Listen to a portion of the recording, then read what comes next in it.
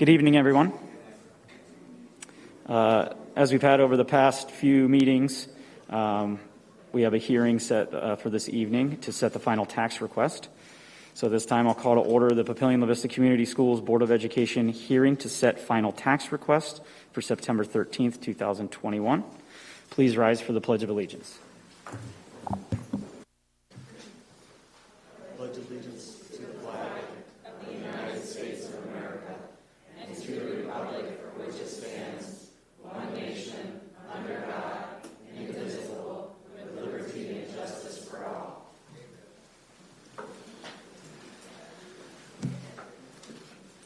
Thank you all. Roll call, please. Here. Here. Present. Here. Here. Thank you. As we note each meeting, the open meetings law is posted at the entrance to the boardroom. All right, moving on to section 2, the hearing to set the final tax request. I'll turn it over to Mr. Richards. Thank you. Thank you, Mr. Board President and Board of Education. Tonight we'll review the 2021-22 tax request for Papillion-La Vista Community Schools. The summary of tax rates, and we've been through some of these. We will be asking for $72,050,000 this year from property taxes. The county treasurer gets a 1% fee out of that. And then our levy last year for the general fund was just over $1.03. For this year, it'll be just over about $1.01 and that'll be a decrease in the levy in the general fund. The special building funds at $1.9 million, with $19,000 going to the county treasurer fee, about 2.5 cents, and just slightly higher this upcoming year, just over 2.5 cents, about 2.5, 2/10, if you want to look at it exactly. Bond fund, $17,210,699 with the 1% county treasurer fee. Bond fund is slightly higher, just over a cent higher, due to more debt coming in, which I'll get into in a minute for this particular year. Summary property valuations did increase almost 9% in the district this year. The increase is largely due to the strong home sales and additional homes within the district. And that continues to be pretty strong throughout the district. State aid did decrease by 5.7%. As we talked about earlier, when your resources go up, state aid typically goes down. So that's what happened to us this year. The district will continue to levy a special building fund for the 2022 school year, 21-22 school year. The levy primarily will be used for cameras at each elementary school. There's some of our schools at the elementary and middle school levels that don't have any irrigation. All the new schools in the district have irrigation put in at the time of the bond. So we'd like to try to kind of backtrack there and get some irrigation systems put in to all the schools. And then routine improvements and maintenance at schools as approved by the board. The bond fund levy increases is just over a cent compared to last year's rate. I talked about that. This is due to the bond and levy increasing. We're going to have about $9 more million come into the district this year to finish up the bond projects. So we'll have to make payments on that during the year, and that's the reason for the increase there. So your total proposed Papillion-La Vista School District tax levy is about $1.28.5 cents, which takes it down more than 1/2 cent from last year, which is good news, because there aren't very many districts that are able to drop their levy under these state funding rules. Again, area tax rates, and I shared this with the budget hearing as well. This was for last year. You can see the growing districts that are in Papillions and slightly more in growth rate tend to have the higher tax rates and tax levies in their districts. So sitting pretty well still at under $1.29 for 21-22. Next steps in the 21-22 budget process, we're almost there. We have the proposed budget on the agenda for tonight. That'll be submitted later this week to the state of Nebraska, the Nebraska Department of Education, and Sarpy County. That's due on by September 20th. The 21-22 final tax request will be on the board agenda for approval on September 27th. So that's what you review tonight. And I would entertain any questions or comments at this time. Something's in my mind about the legislation last year, and we had to send a postcard to everybody. Is this part of that? That will be the law that goes into effect January 1st. So Okay. next summer we'll Next have to do summer. that. Yeah, chances are we'll have to do this tax hearing with other agencies within the county.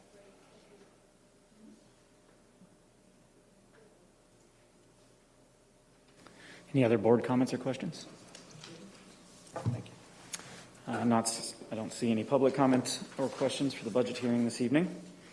So seeing none, I will move to adjourn the Papillion-La Vista Community Schools Board of Education hearing to set final tax request at 6:07 p.m.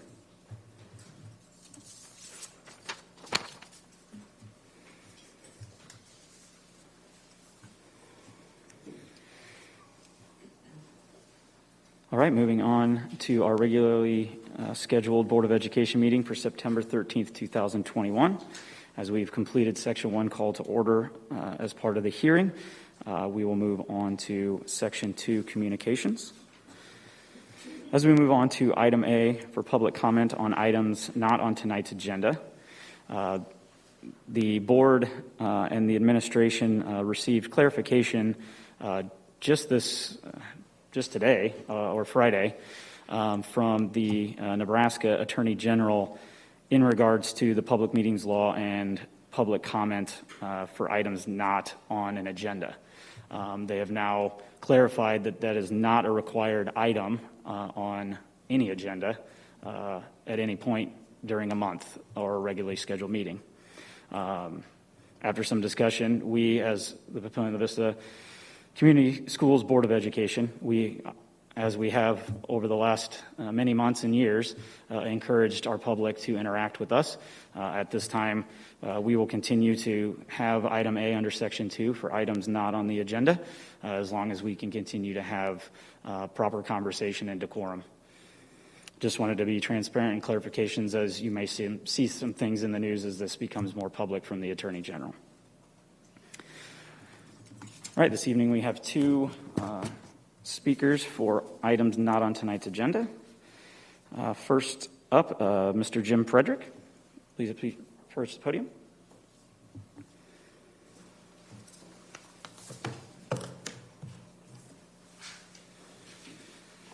Welcome. And again, you name and address for the record, and then you have 3 minutes. Ms. Branco's behind you now this evening, but I will be maintaining a clock too, and I'll give you a wave as well. Okay, great. Thank you. Okay, once again, my name is Jim Frederick, 9020 Granville Parkway, La Vista, Nebraska. This basically is just a message to say thank you. As a parent, I appreciate your leadership, the superintendent and the Board of Education, in making tough decisions in conjunction with the current health and safety protocols for the Papillion-La Vista Community School District. I know it's not easy. I just want you to know my kids are having an outstanding year at Liberty Middle School. They love being at school, interacting with their teachers, their friends, participating in sports and activities.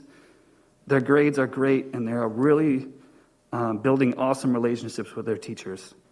It's my belief that these hard decisions that you guys are making will help keep our kids in school where they want and need to be.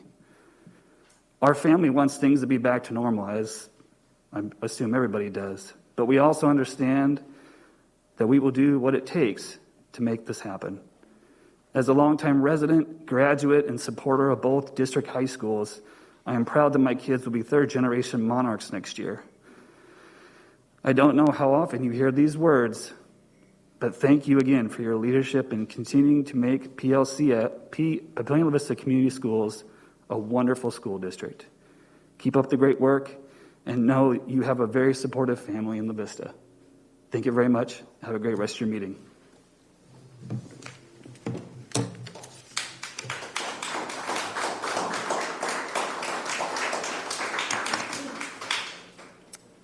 Thank you. All right, next for items not on tonight's agenda, Ms. Dorothy Reyes.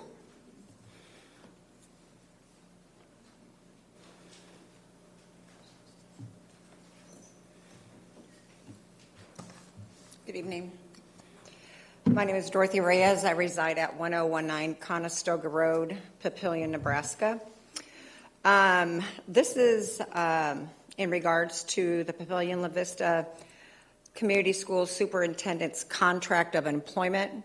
Dear Board of Education, it is my belief that Dr. Rickley is in violation of Section 5 and 6 of his employment contract with the school district. The following supports my belief. PLCS Policy 1409 from the website We Love Papillion La Vista, communityschools.com. Why was special project fundraising conducted by the superintendent? Also under the PLCS Public Records Request Policy 1409 violation, Ms. Conway Boyd also received text messages from her public records request on August 15th. The PLCS Public Records Request Policy 1409 violation production. COVID protocols and mask guidelines effective August 30th, 2021 conflict with local, state, and federal or court decisions. The United States Constitution First Amendment, the Nebraska State Constitution Article 1 through 4, religious freedoms. Title 4 of the Civil Rights Act 1964 authorizes the Attorney General to address certain equal protection violations based on religion, among other bases in public schools and institutions of higher education. The Educational Opportunities section works to ensure that all persons, regardless of their religion, are provided equal education opportunities. The section includes addressing discrimination and harassment on the basis of religion and spans on all religious affiliations. I have also included 20 case laws that are attached that support this. I implore that the PLC Board of Education with them to start the process to terminate his contract for being in violation. I also have included a QR code that you can go to look up through the record emails and through the text messages, and that's open for public record as well. I also have a copy of my statement for each one of you, so you can also all look through those. Thank you.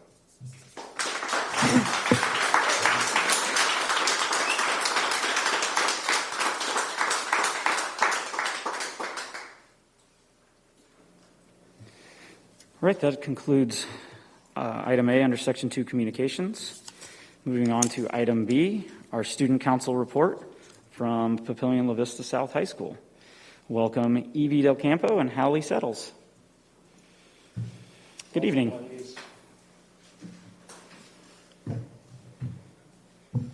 Hello, thank you for having us here tonight. I am Hallie Settles. I am a junior at Papillion La Vista South, and I am the Vice President of our Student Council. Good evening, Board. My name is Evie Del Campo. I'm a senior at Papillion La Vista South, and I'm the Student Council's President. So we've had quite a successful start in our athletics department with all of our fall sports. Our football team has a record of 1-2, and they played a well-fought game, but sadly lost against Gretna Friday night, 28-21, but they're on the road Friday to face off against Westside. Our cross-country teams recently attended the Millard South Invite, and our boys cross-country team had 2 medalists for JV and 1 varsity medalist, and our boys varsity team placed 6th overall, and our JV team placed 7th. Our girls, on the other hand, had 5 medalists for JV and 3 medalists for varsity, and our girls varsity placed 3rd overall, and our JV team placed 6th. Our softball team has a record of 5-9 right now, but these ladies competed in the first round of the Metro tournament this last week, but sadly lost in a well-fought game against Omaha Burke. The team's working really hard, and they're looking forward to getting better through the rest of the season. Varsity volleyball has a record of 9-0, winning the last 3 games in shutouts. We are ranked number 1 in the state. This week they are on the road to face Millard North and Lincoln Northeast. This past weekend, the JV won the Westside tournament and Reserve won the Northwest Invite.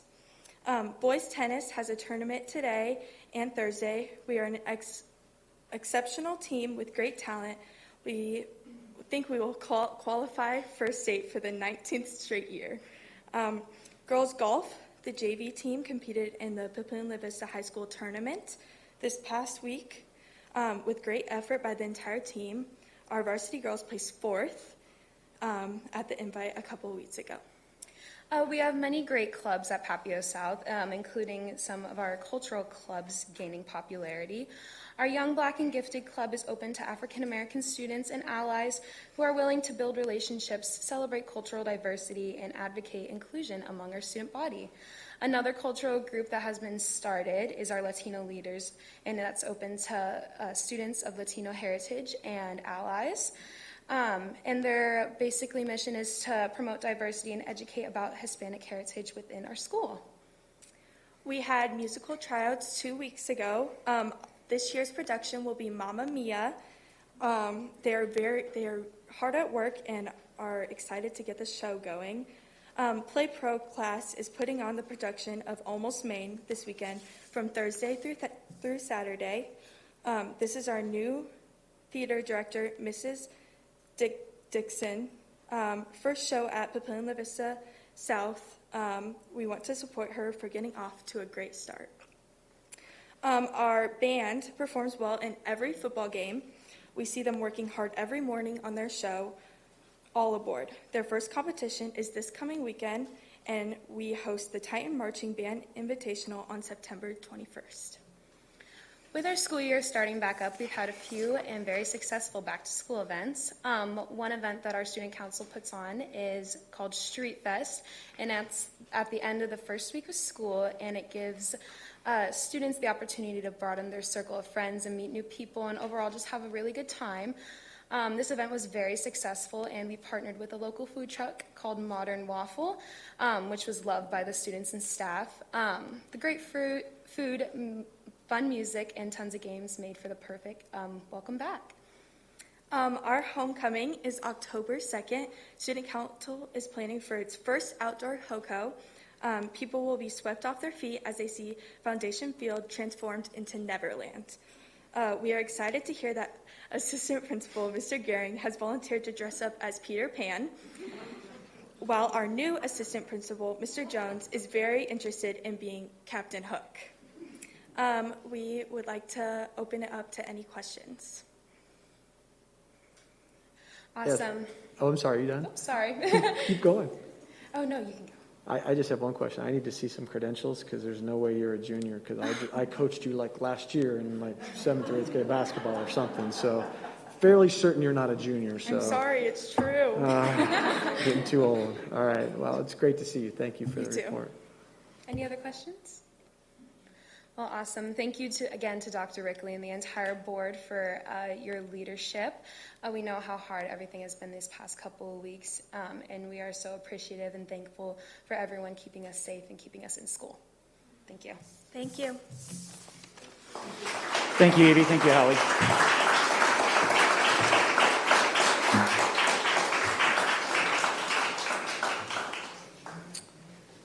All right, that concludes item B, our student council report.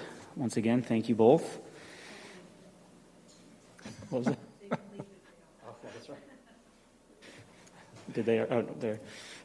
As always, we know it's the start of a school week. You are more than welcome to stay, but I have a feeling busy juniors probably have a little bit of homework and a few other things to do. So again, we don't mind if you excuse yourself. Thank you both. Thanks, Hallie. Thanks, Evie. All right, moving on to item C under Section 2 Communications, our Superintendent's Report.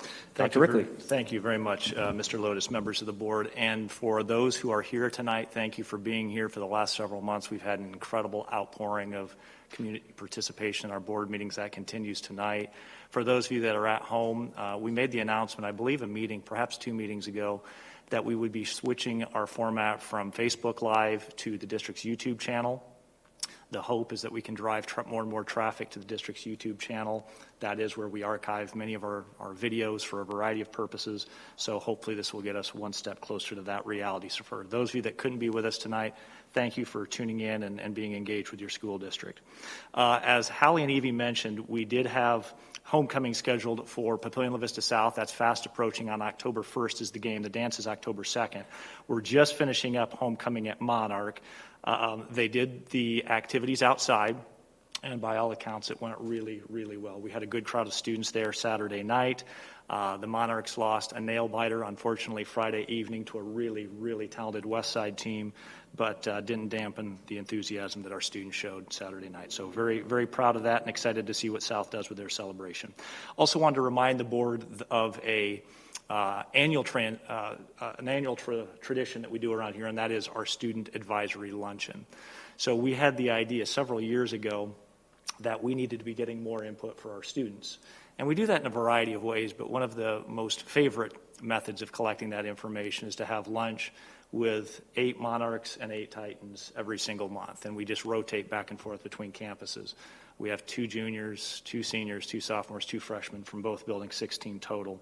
So we had our inaugural student advisory lunch at Monarch last Thursday. We had a really good conversation. We wanted to talk a little bit about COVID protocols, what was working and what wasn't, but we always like to start with the students' agenda items first. So we ended up talking about some different things that they were seeing in our school district that had nothing to do with COVID protocols, and that's the way it's supposed to be. Always excited to hear from our students, and we'll give you updates as we go throughout the school year on how that's working out.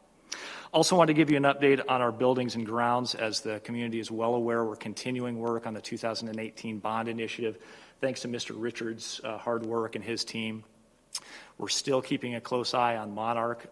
The freshman wing addition and the north entrance should be completed by the middle of October. In fact, I think we have a construction meeting tomorrow to get an update, so we're anxiously awaiting to see how that project is going. The other 2 projects that are currently underway, we are making incredible progress. Specifically, Carriage Hill, I believe we'll be done substantially at Carriage Hill next month, and we're also making quick work at La Vista West. When those 3 projects are completed, that will only leave Rumsey Station, expansion at Liberty, and then the team meeting room at Foundation Field. So we're fast approaching the end of the bond work. Also wanted to publicly thank Ms. Siri and her team and Lucas Bingham, who's not here at the board meeting tonight. One thing that often gets lost in the pandemic is the deployment of our new laptops. Between student machines and staff machines, we have deployed well in excess of 7,000 different units over the course of the last summer alone. And as you can imagine, that puts an incredible strain on our teachers and our tech department, everybody who's doing everything from unpacking machines to imaging machines, delivering the machines, making sure that the teachers know how to operate them properly. And it's just a tremendous accomplishment to get all of those deployed at the secondary level in a relatively short amount of time. So Ms. Siri, good work there. And finally, just wanted to mention something that I think is probably on all of our minds. Our country celebrated a really poignant event on Saturday. It was the 20th anniversary of September 11th. I don't need to remind anyone of that. Did want to take a moment to thank our first responders and our military personnel, not only those that were wearing the uniform then, but those that are wearing the uniform today. I don't know about all of you, but I remember exactly where I was that Tuesday morning when the first plane hit. And I bet everybody in the audience who was alive remembers exactly where they were too. I was a young teacher in Lincoln Public Schools, heard the first plane hit the tower, and I thought, good grief, what's the chances that a plane hits World Trade Center on accident? And of course, we all rushed to the TV, as so many of us did, to watch the horror unfold. All of us, and I mean every one of us in this country, felt loss, profound loss, sadness, disappointment, anger, resentment. A lot of the things we're probably feeling tonight. But what I was most proud of as a young teacher, I was barely 24 years old at the time. What I was most proud of is we were able to set aside our differences, even for a moment of time. We may have had different goals, we may have had different politics, we may have had different philosophies, but we were able to put that aside and say, that doesn't matter now. We've got a problem that's bigger than us, and we're only going to solve it by banding together. And that's what we did. 20 years later, we're still fighting that battle, but that's exactly what we did, and those lessons apply today just as much as they applied on September of 2001. I guess my point in bringing that up is that I don't anticipate changing anybody's mind tonight. I think that ship has sailed. But I do know this. I know that there's far more that unites us than divides us. I believe that. And the minute we stop believing that, I don't know that we have much of a future left as a country. And I know what unites us more than anything else is we love our kids. Everyone in this room would do anything, and I mean anything, to protect their kids and to protect their community. And we may have different opinions on how we're going to get to that point, but I know we all believe that. So I would just humbly ask this board and this community, as we get deeper and deeper into this conversation, that we focus less on what divides us and more what brings us together, and that is our kids, our community, and our safety. And with that, Mr. Lotus, I would conclude my superintendent's comments. Thank you, Dr. Rickley. All right, that concludes item C, Superintendent's Report. Moving on to item D under Section 2, Communications. I'll open it up for board comments this evening.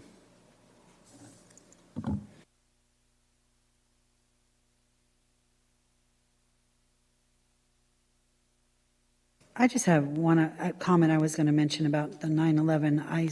As I was working in the House, I was listening to the names being read, and I was impressed by all of the readers, but most impressed by the poise of so many young people who stood up there and read those names and did it with such grace and dignity. It speaks volumes to our young people today and to our students, our kids, and it was just very impressive as they stood up there and read those names. That was really taken by that. Makes me think of our own kids and how many times in this district we've spoken about how we've watched our students stand up and do different presentations with such poise and with such just really, it's impressive, and it was impressive for me to listen to that this weekend. I want to say thanks for your words about 9/11. Obviously, it means a lot to me. Affected my life and my career quite a lot. I'm like you. I will never forget that day and could tell story after story. I won't, fortunately, tonight, but it means quite a bit. It's interesting that you talk about what binds us. I told most of you, today is my youngest daughter's 21st birthday, so just a little shout out to her. But I remember thinking what everything was like about 2 days afterwards on her birthday, when I finally was able to get home because I was out coming back from a deployment for something else, and how, like I said, everything had changed from when I left to when I came back, and how much it's obviously changed since then. So, it's always a hard day for me, 9/11. I always have a rough time with that day, but like I said, I try to think to 9/13 when I get to celebrate my daughter's birthday, so that's always a good thing for me. So appreciate you were there on, I guess it was that Wednesday, the 7th, was that what it was? I thought it was Tuesday, maybe Tuesday, but I appreciate Papillion South having that honor in the first responders and military and stuff at the volleyball game. That was really nice. I enjoyed that. I appreciated being invited to that, so very nice. One up on you. Can you remember exactly where I was when President Kennedy was assassinated, along with where I was when 9/11 happened. And the amazing thing in both situations, it was unbelievable that all of a sudden we were not Republicans, we were not Democrats, we were Americans, and we're all looking out for each other. That atmosphere was fantastic. I think we paid a high price to have that atmosphere, but it was really reassuring in our belief of what America stands for.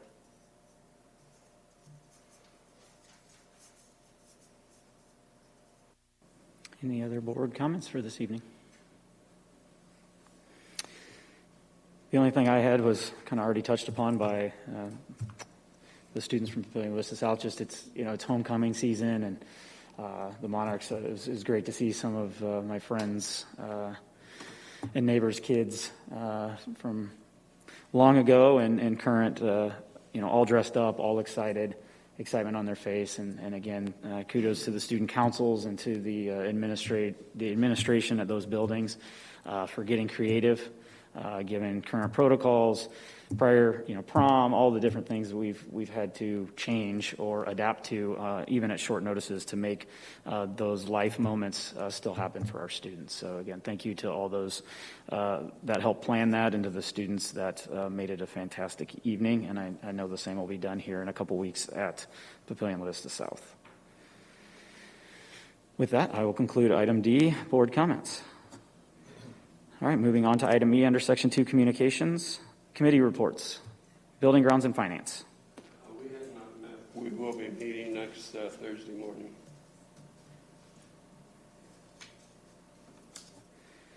All right, moving on, human resources and student services. We have not met. Okay, and curriculum and Americanism. We did meet on September 7th. We discussed the ESSER allocation for applications, so that is on the agenda for this evening. We talked a little bit about the deployment update for our different laptops and items. And then we had some discussion on state testing updates, which will be coming later for discussion here at the boardroom. Great, thank you, Ms. Fisher. All right, that concludes section 2, communications. We'll move on to section 3, action items. Again, as we've had for many months now, we do have plenty of a public comment in regards to a specific agenda item. Again, as we've continued to note for the public and those that may be watching for the first time on YouTube, again, we limit public comment in this area to 30 minutes unless a member of the board motions to extend that time and a majority of the board votes to agree for that extension. Comments of an individual are limited to 3 minutes. Total, again, for all speakers who wish to speak, shall not exceed 30 minutes unless a majority vote of the board approves extending the allocated time. As we get to that area, as we have done over the last many meetings now, we've done our best to try to divide. We want to give equal time as there are differing opinions amongst our public. So we will do our best to alternate as I get to you.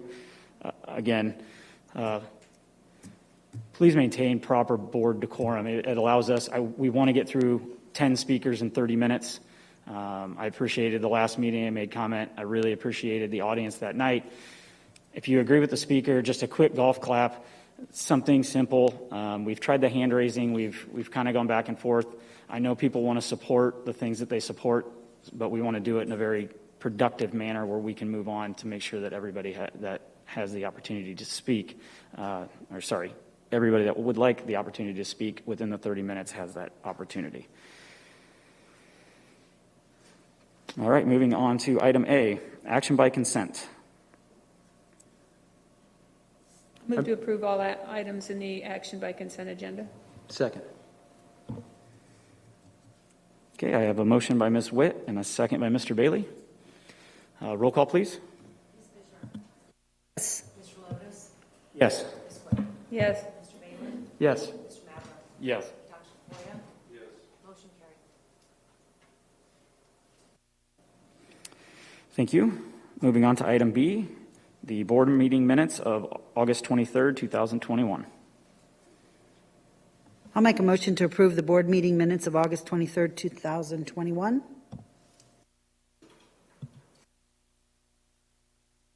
I have a motion by Ms. Fisher and a second by Dr. Tafoya. Roll call, please. Mr. Lotus? Yes. Ms. Witt? Yes. Mr. Bailey? Yes. Mr. Maverick? Yes. Dr. Foya? Yes. Ms. Fisher? Yes. Motion carried. Thank you all. Moving on to item C, the budget hearing minutes of August 23rd, 2021. I make a motion to approve the budget hearing proceedings of August 23rd, 2021. Second. I have a motion by Mr. Bailey and a second by Mr. Madler. Roll call, please. Ms. Witt? Yes. Mr. Bailey? Yes. Mr. Madler? Yes. Dr. Foya? Yes. Ms. Fisher? Yes. Mr. Lotus? Yes. Motion carried.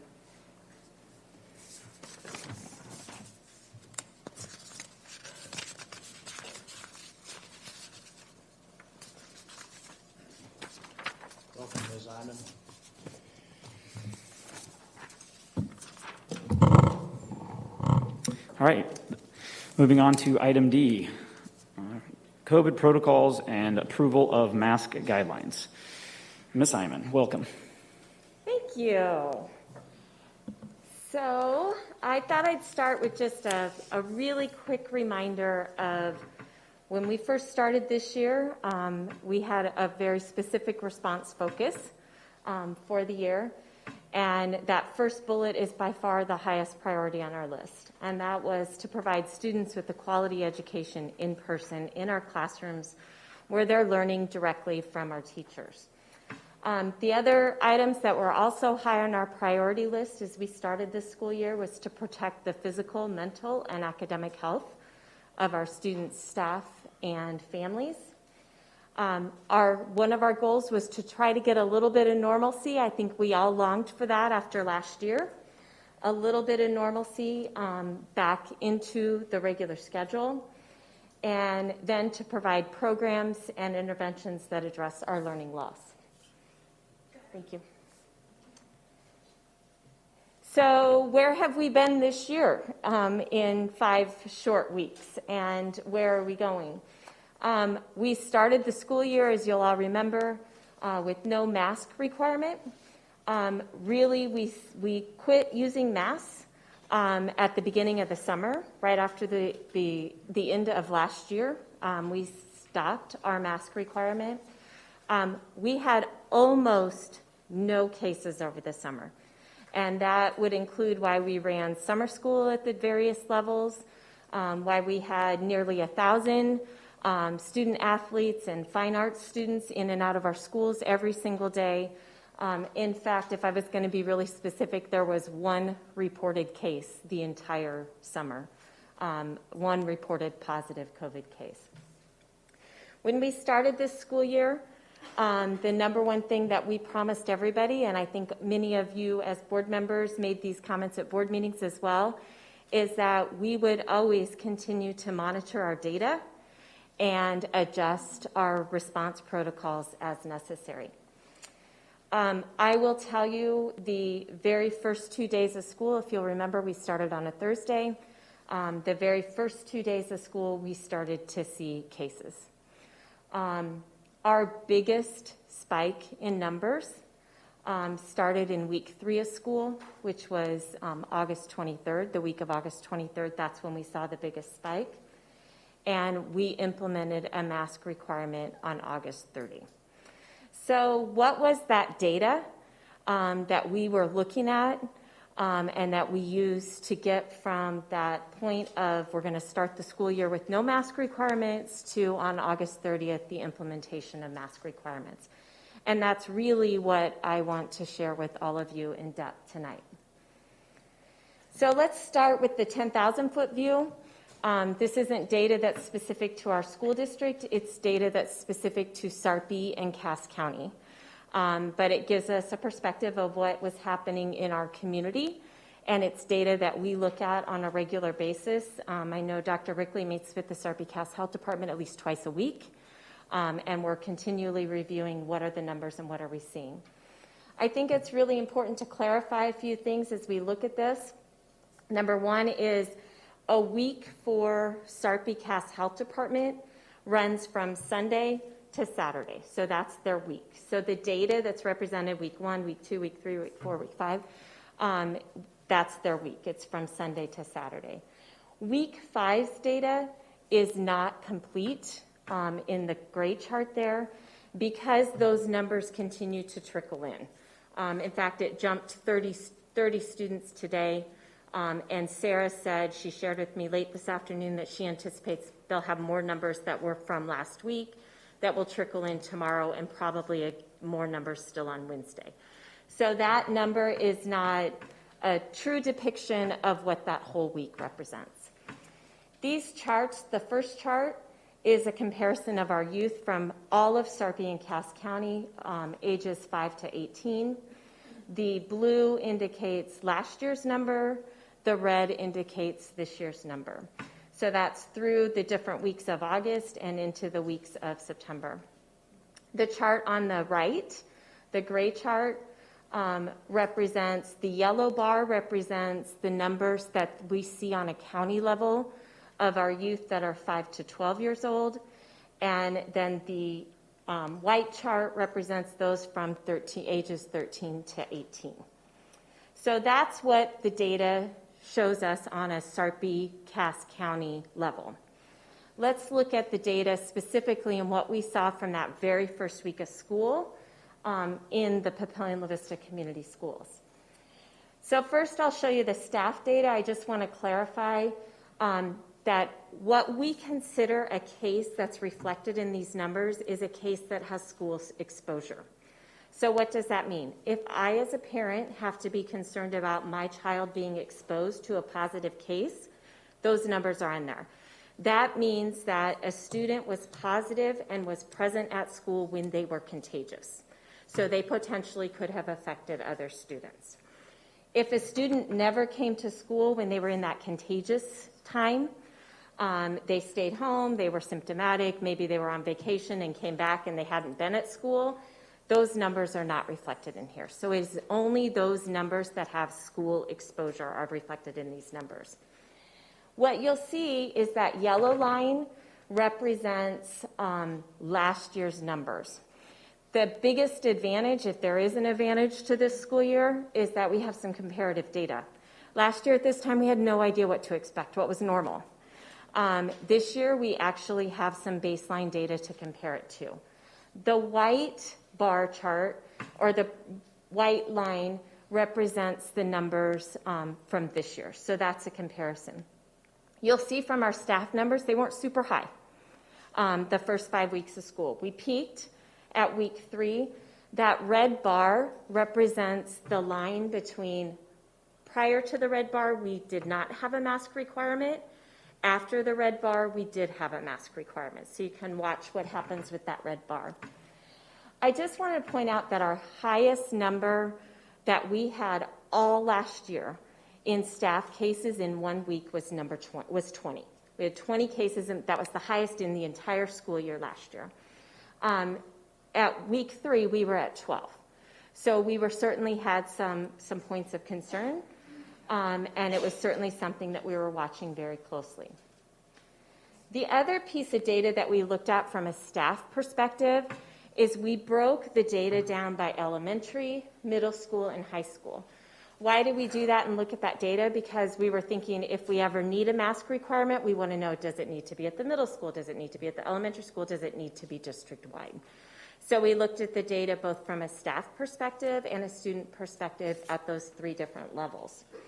So you can see that comparison. The yellow line is our elementary staff numbers, the orange line is our high school staff numbers, and the green line is our middle school staff numbers. One of the things that stood out to me as we look at this data is that our yellow numbers were higher, which was not necessarily something that we saw last year at this time. Generally speaking, it was our high school cases that were numbered. I think it's really important to remember that at a staff level, about 90% of our staff are vaccinated. And I would attribute that to the fact that we didn't see a super high number of individuals that were testing positive. But what does this look like from a student level? It's a little bit more compelling at the student level. Again, let me remind you that the yellow line is the line that represents last year's number. The white line is the line that represents this year's numbers. So we went from week 1, which was only 2 days. We went from week 1 with 2 cases. Week 2, we had 28 cases. Week 3, we had 82 cases. So we saw a huge jump in the number of students that were testing positive. That was at the end of week 3 was when we implemented the mask mandate. And those numbers are not cumulative. Those numbers are each week we had that number of cases. So the end of week 3 was when we implemented that mask policy. I think one of the data points that's really important to point out on this chart is that at our absolute highest last year, the most number of student cases that we had positive in 1 week was mid-November, and it was 45. We almost doubled our highest number of cases that we had last year in week 3 of this school year, which was very compelling data as to why we felt we needed to do something different. Again, our focus being keeping kids in school so they could get that quality education directly from our teachers. This is the other way that we looked at the data. Again, just like we looked at the staff data, we looked at it by level. You'll see that in week 3 at our elementary level, we spiked at 48 positive cases. One of the things that I thought was really compelling is in all of last year, the entire school year, we had a total of 136 elementary students positive. I will tell you our numbers were mostly at the high school. We didn't have a lot of elementary students that tested positive. In 5 weeks of school, we've had 105 elementary students test positive. So not only were we seeing a huge jump in our numbers of positive cases, but we were seeing a huge jump in our most vulnerable population, which was our elementary students that could not be vaccinated. So that was very important and weighed very heavy in that decision of do we need masks or not. The other piece of data that we looked at, if you'll remember all of last year, wasn't just our total number of positive cases, but it was our attendance at school. Because we all know that a positive case is one piece of data, but really what's important to teachers is when I go to school and teach, do I have my entire class there? Do I have one student that's gone, or is half of my class gone? What is our attendance levels? So last year we monitored this number just like we are this year. In a typical year, which we haven't had for a little over a year now, but in a typical year, on a given day, we have about 350 students absent, which is about 98% attendance that we have on school. Week 2 of school, which was our first full week of school, we were right at that same number. It appeared that maybe it was going to be a typical year. Week 3, that number doubled. We hit 720 students that were absent. That could be because mom tested positive at home, so all the kids stayed home. It could be because they were exposed to grandma and grandpa over the weekend, so they all stayed home. It could be because they had flu symptoms. This is total attendance of kids that were actually missing. But we saw that number also spike in that 3rd week of school. That was also the week that the health department closed 4 of our classrooms. So we as a school district sent letters to 89 students that week that said, you have to stay home and you can no longer come to school. Now, when we sent those letters and we think back to what our number one purpose was, which was to keep kids in school learning because we know they learn best directly from their teacher, that was a huge issue for us. Because now our COVID response, we no longer were able to meet our number one goal. We, as a school district, under the direction of the health department, just sent 89 students home that week. You can see those numbers reflected into the week 4 attendance because the numbers actually jumped up. We had more kids gone week 4 than we did have week 3 because we sent 89 kids home and said you can't come back to school for a certain number of days. Week 5, we started to see that those numbers go down a little bit. So what are we seeing? As I said earlier, in the summer, we saw almost no cases. And we had no masks. And we really wanted to start this year with no masks, which we did. We really wanted this year to be without masks to get that normalcy back. We tried. We're seeing much higher numbers at the elementary level than what we saw last year, all of last year. It's really hitting our elementary students the hardest, but we're also seeing higher numbers at the middle school and high school. We were seeing, if you think, and I talked to all of you several times last year, and presented data, and I kept saying, we're not seeing school spread, we're not seeing school spread, we're not seeing school spread. We maybe had one case, 2 situations, both choir-related, where we thought there could have been spread at school, but for the most part, we didn't see a huge number of kids in one elementary classroom. That wasn't the case the first 5 weeks of school. Week 3 of school, we had 8 cases in one classroom, and it was one of the classrooms that we closed. So we were seeing clusters of students with COVID, which was not what we were seeing last year. And again, we had that comparative data. We were seeing, and it was really interesting as you look at the data, but we see entire families testing positive. It's not just one sibling and the other siblings are staying home because it's 3 or 4, it's all the siblings in that house that are testing positive, which was different than what we saw last year. But we are starting to see those positive cases trending down. We're starting to see the numbers, not huge. I will tell you, we did a call today with the health department, and one of the things they told us, okay, 2 weeks of mask requirement, that ended on Friday, so we've been 2 full weeks of school with the mask requirement. Now what we want to see is what does the next 2 weeks look like? Are we really starting to see a trend where there's those downward numbers? And that's going to be really important data for us to continue to monitor. I also want to talk a little bit about the communication and what we're doing from a communication standpoint with our positive cases. Currently, we're notifying all parents if their child is in a classroom with a positive case. And we've been doing that since the first day of school. So at the middle school and high school, every positive case generates 120 to 150 letters. The difference being an elementary student is in a classroom with 20 to 21 kids roughly. A high school student with 7 periods in their schedule comes into contact with 120 to 150 students, a high school or a middle school student.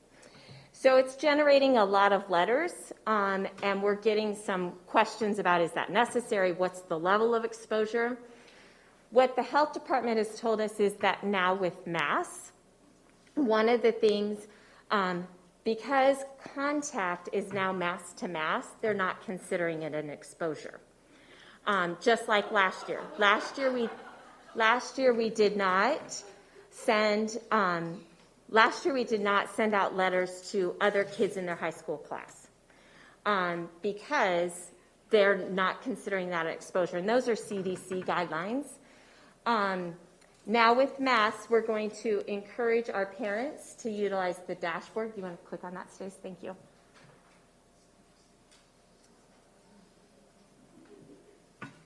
Where we've tried, based on feedback, and this is always open, but that's the dashboard that's on our website. So parents have immediate access. This is updated weekly with new numbers. The thing that we've changed this year on our dashboard is if you click on one of those, if you click on the elementary numbers, we have exact number of cases that are happening in each school. So we've got a lot more data, or we're trying to put a lot more data. That's the student data. Right below that is the staff data. And then we also have trend data on the website, which is new as well. So you can see exactly what's happening with those different numbers. Do you want to go back to the PowerPoint? Thanks, Stace. So our communication moving forward, starting this week, will look very similar to what our communication looked like last year. We'll notify secondary parents if we're starting to see a concern. For example, if we have a choir class, because that seemed to be our hot spot last year, where there's multiple cases, we'll send that out to the parents of those kids in choir and share with them that we're starting to see a trend of multiple cases in choir. At the elementary level, we are going to continue, based on the recommendation from the health department, we are going to continue to notify parents if there is a positive case in their classroom. Why the difference, and we're not doing that at the high school level? It's because, once again, our elementary students are our most vulnerable students. Because they are not eligible for that vaccine, so if I happen to have a health concern at my home, and I'm sending my child to school, they're not eligible to get that vaccine. At the middle school and high school, if I have a health concern in my home, my child can get vaccinated. And also because at the elementary level, they are with that same group of students the entire day. It doesn't shift. And there are a couple of options throughout that day, lunchtime, snack time, where students are not wearing masks. So we just felt that transparency was really important at the elementary level. And then, of course, we'll continue to take directives from the SRPCAS Health Department on any communication. So if the health department starts to see an area where they're concerned from their contact tracing, they'll let us know, and we'll make sure that parents are aware of those levels of concern that they have. What are our next steps? Our focus continues to be, and has been since all this started, March, clear back when, was to maintain that in-person learning. That's our focus. That's our number one priority, is to keep our kids learning and to keep them in school learning. We are going to continue, just like we did all last year, we're going to continue to monitor the data. And we're going to make adjustments moving forward based on what we're seeing in the data and what the trends are showing us. We're going to continue to offer voluntary vaccinations, not just when our elementary students become eligible. If they do, we'll run voluntary clinics for those, but we're going to continue to do that at the middle school and high school level. I will tell you, the voluntary clinics that we ran at the beginning of the school year, we had a lot of students take us up on that. The one that we ran on September 1st at Papillion La Vista South, we had a lot of students that took us up on that. Some of those were second shots from their first shot a couple weeks earlier, but we had several, I think we had 35 new students that came to that event and got their first shot. So when we're having those kinds of numbers, we're going to continue to offer those clinics easily and accessible for our families. We're going to continue to use the screener and encourage our parents to use the screener from Children's Hospital. The number one goal is, if children are sick, we want them to stay home. We don't want them coming to school. And that's not just COVID. It's if they have the flu or whatever it may be. If they're sick, we want them to stay home and get better and then come back. And then we're going to continue to look at our non-pharmaceutical interventions and say, are there additional things that we can do to make sure that we're taking every step possible in our schools to make sure that our students and our staff are safe and healthy. Questions? A lot of information. I just want to verify that you said there was about 720 absences the third week or fourth week of school. Some of those may not have been identified as COVID because they were not in school at the time that they were tested. Yeah, so the way we code those, and I'll give a shout out to our Student Services Department, Becky Meyer and Trent Steele. They've really worked hard with getting those COVID. So everything is coded as COVID that's COVID related. So it could be an in-home exposure. It could be, so we know exactly how many of them are COVID related. And then other pieces of them are just ill. So my child has flu-like symptoms, or my child has asthma and staying home today, or so it's really coded very specific, so we can break that down and get those numbers specifically on how many are COVID related and how many are just illnesses. But on the chart, when it only showed 144, but 720 that same week were out, you said something about you only identified the ones that were COVID in the school at the time. No, they're all the same number. And what we do, every Wednesday, our Student Services Department sends what they call the school surveillance report to the health department. And and then that goes to the state, DHHS, and it's very specific what needs to be reported on that report. So all of those numbers are pulled from the exact same report and are generated. So they all are clearly representing the same thing. But that would be total absences that are illness related or COVID related.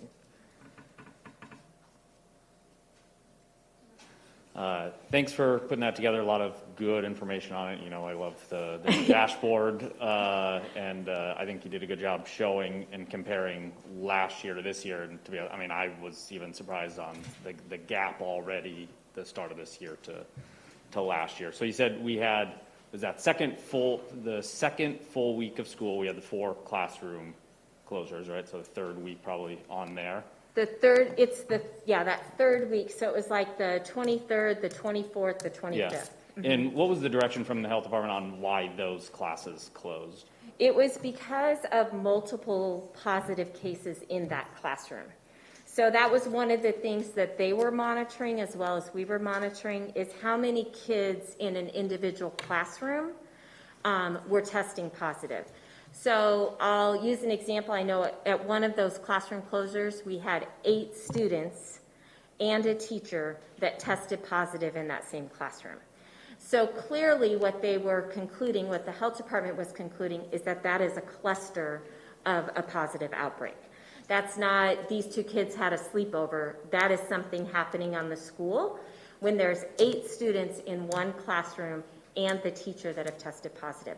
That is not anything that we saw last year. And that was why the health department recommended those 4 classrooms were closed. Gotcha. Can you clarify the difference between with a mask or without? They closed the classroom because no masks at the time? Yes. And there is a huge difference between the with masks and without. With masks, that is not something, well, and I think if we still had a huge cluster of kids with masks, they would still close a classroom. But if you think about those non-pharmaceutical interventions, the goal is to wear masks, and then that prevents that spread within those classrooms. And how many, excuse me. In, how many classrooms since the mask mandate has been shut down by the health department? None. And in fact, that's why, because now we've went through that 2 weeks since that mask mandate has been put into place. So the incubation period, as Sarah would say, the incubation period is 2 weeks. So anyone that had an exposure pre-mask has either cycled through, has already tested positive in that 2-week incubation period. So this week is the beginning of our fresh start where we don't have any of that. So we're really expecting our numbers to start dropping. So it was 2 weeks of the incubation period. There have been no classrooms closed though. Gotcha. And when they closed the classrooms, the kids that even were wearing masks, which we know 10 to 15-ish% of those kids were wearing masks, those kids were even sent home, right? That would be correct at the elementary level, because one of the things that they look at is, was the positive case wearing a mask? So it's not just, was I wearing a mask to protect me, but was I exposed to potential germs from a positive case of someone that was not wearing a mask? And so, yes, all of those students were sent home. At the high school level, the one exception to that would be students that were vaccinated. They did not make those students go home. We had 1 high school class, 3 elementary classes, 1 high school class that was closed. And those students that were vaccinated, they did not make go home. Gotcha. So without the mask mandate and with it just being mask required, because such a low percentage of people were actually, or kids were wearing the masks, if there are multiple positive cases, the classroom got shut down. So if the parents or the students were deciding for themselves not to wear masks, it could have been and was affecting the education of those with masks because their kids also had to get sent home. Absolutely. Particularly at the elementary level, and that's one of the things that the health department really stresses with us, because those kids don't have that option to be vaccinated. So they have no way to protect themselves or to protect their loved ones that are at home. And so absolutely, even if I chose to send my child in a mask, if everyone in that classroom was not sending their child in a mask, then it was not helping with those non-pharmaceutical interventions. Yeah. Okay. Other questions?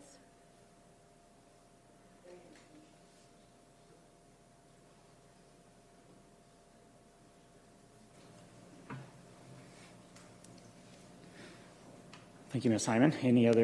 As Ms. Hyman departs, if you have any other questions for her before she departs? If not, I'll just open it up to general board discussion regarding the COVID protocols and approval of the mask guidelines.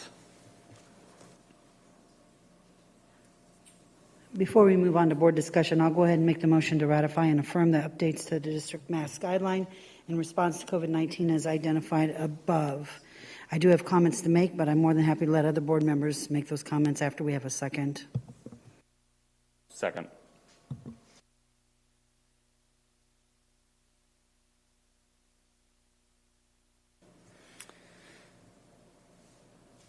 just wait for Ms. Barranco to get back to. So I have a motion by Ms. Fisher and a second by Mr. Madler. Okay, now that the motion has been motioned and seconded, again, I'll open it up for general board comments regarding this topic. Well, I'm going to start this evening. This board knows that I was pro-mask optional when we started, as I think many of us were. It was my hope that we could stay that way as we moved into the fall and into the rest of the school year. I will be honest and say that I honestly prefer not to wear a mask, and I don't make mince words about it. I'm somebody that has some health concerns. I am vaccinated, but I would prefer not to wear one. But that isn't always the case. If I go somewhere where I'm asked to wear a mask, I wear it, and I wear it gladly and pleasantly. That would be at my office in Mutual of Omaha, where if we go into the office, we're required to wear one. That would be if I go to my doctor's office, where I'm required to wear one. That would be if I go to the hospital, where I'm required to wear one. And when I come out of those places, I can take it back off. But when I'm there, I do as I'm asked.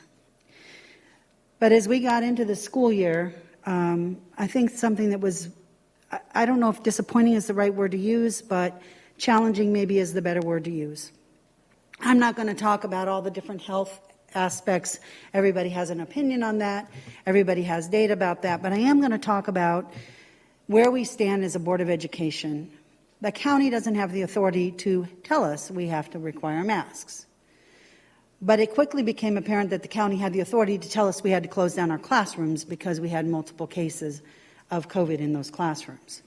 And that had to be only 2 or 3 cases. It didn't have to be the 8 that Ms. Iman referenced for one of our classrooms. So now as a board member, I'm at that position of what is most important. And for me as a board member, as we've watched throughout COVID in our district and other districts across the state and districts across the nation, it has been very, very clear that the best educational opportunity for our students is to be in the classroom, person to person, with their peers and with their teachers. And the minute you start closing down classrooms, that's no longer the case. And it wasn't just those people that were positive, it was everybody in the classroom that now had to go home, with a letter from the county explaining what the expectations were. This is how many days you have to stay home. This is what it's going to take for you to get back in the classroom, a negative COVID test. And if you don't do that, it's a couple more days. And now all of a sudden our kids are not in the classroom, person to person, with their teacher and with their peers. And now I'm in a dilemma because I am a mask optional proponent. It's what I would prefer to see. I'd prefer not to wear one. But I also have the educational importance of our students in the forefront of my mind. And because of that, because of the fact that the county had the ability to tell us we had to shut down our classrooms, that's what we were seeing, and indicating that if we were wearing masks, there was a potential that we wouldn't have to close down our classrooms, that our children could stay in the classroom in person with their teacher, with their peers, learning. So for that reason, as difficult as it may be, I support the fact that we had to go back to a mask requirement at this time.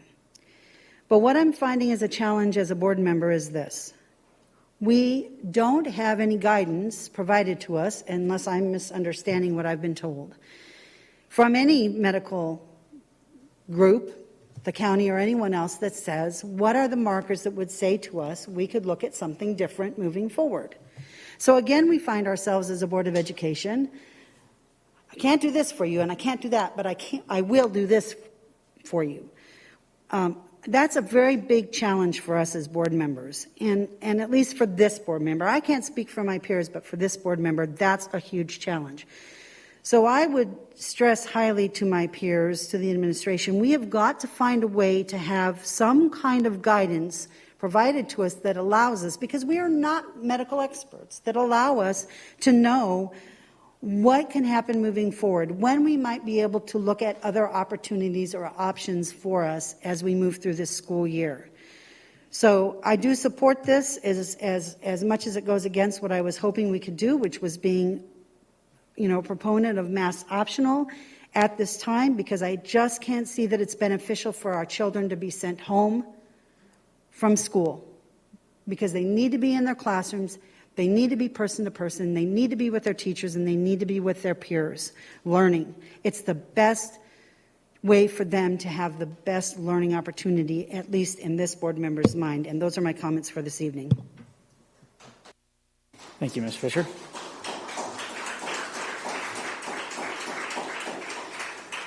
Any other board comments regarding this topic?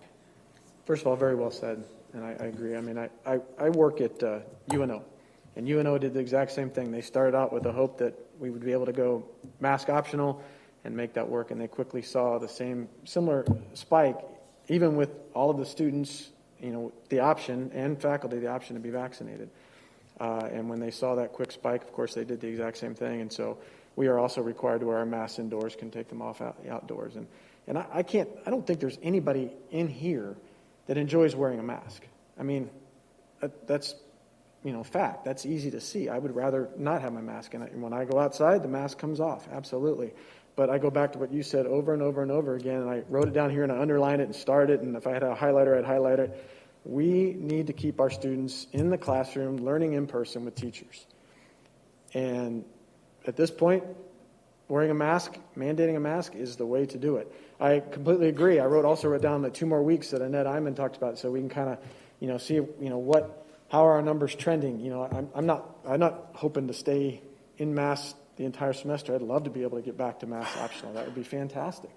But at this point, I support, everything that the administration is doing in putting our students and our staff in mass to keep our students, again, in person, learning with their teachers in the classroom. So thanks very much for voicing it a lot better than I could. I do appreciate that. I agree with Val's assessment of the situation. I happen to feel the same way as far as what is the most important thing is that we can have our students back in class. And if this is the only way we can accomplish that, then I guess the way is clear. Sitting on this board, we don't have the luxury of being subjective and having our own personal feelings enter into it. We have to remain objective. We have to look at all the facts. And incidentally, Mrs. Iman did a fantastic job of relating the situation that we have. By being objective,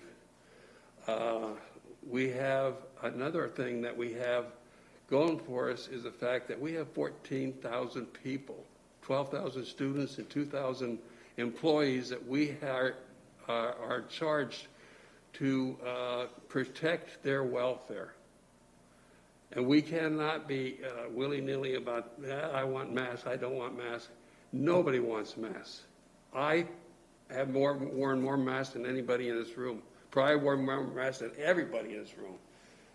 I've been wearing masks for 40 years.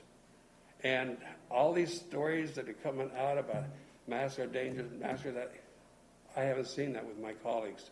I haven't seen that with my patients. And I know there's a lot of misinformation out there that I have a hard time reading and seeing when I know it's not right. It's not true. But the CDC and the Pediatric Academy has come out and said what we can, to accomplish the goals that we have, protecting our students and our staff, opening the schools and having face-to-face class time, and that is what we're all looking for, means that we're going to have to make the difficult decision and go with masks. I would rather be back to normal where everybody didn't have them. But I'm like Valerie.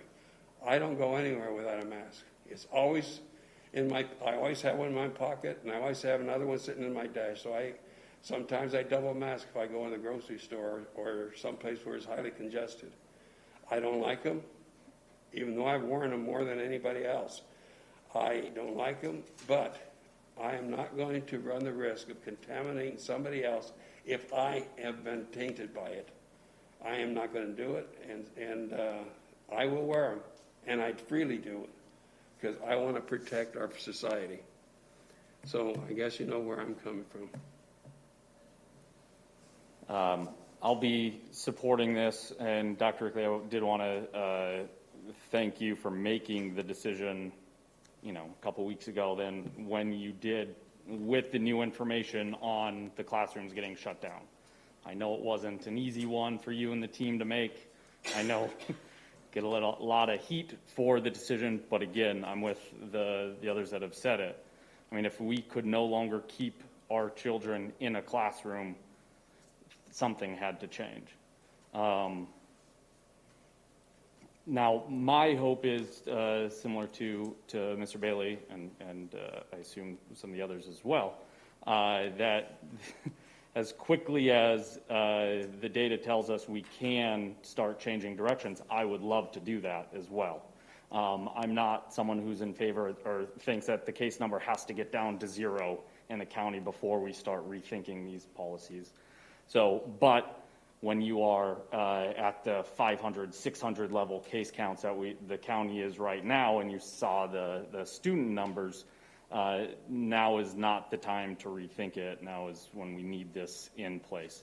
But when we do get to a more manageable situation, it could be helpful, and Dr. Lee, I think you and the team have been thinking through it, but thinking through how to remove the mandate without an all at once. Do we try it in, do we do the different schools or the different age groups and try to remove it that way instead of, again, waiting to where we feel comfortable for everyone. I'm not saying that would be the way to go, but I think it's worth it to be thinking through when that time comes, how do we want to remove it so that hopefully if the cases drop as quickly as they went up, later this semester we'd be able to have that conversation. I guess it's my turn. First, I'd like to apologize to the people in the room for my outburst. I just find laughing at someone who is speaking to be rude and bullyish behavior, and we show you respect, so please show us respect as well. I did look up a few things. The Delta variant has provided these data points that are indisputable. It's more contagious than the original COVID virus. It's more contagious to children. Children under 12 cannot be vaccinated for the virus at this time. As of September 7th, there were over 150,000 average daily COVID cases nationwide. Average daily deaths in the U.S. reached over 1,500 per day. U.S. COVID cases are up more than 300% from Labor Day last year, and the weekly pediatric cases surpassed 250,000 for the first time since the start of the pandemic.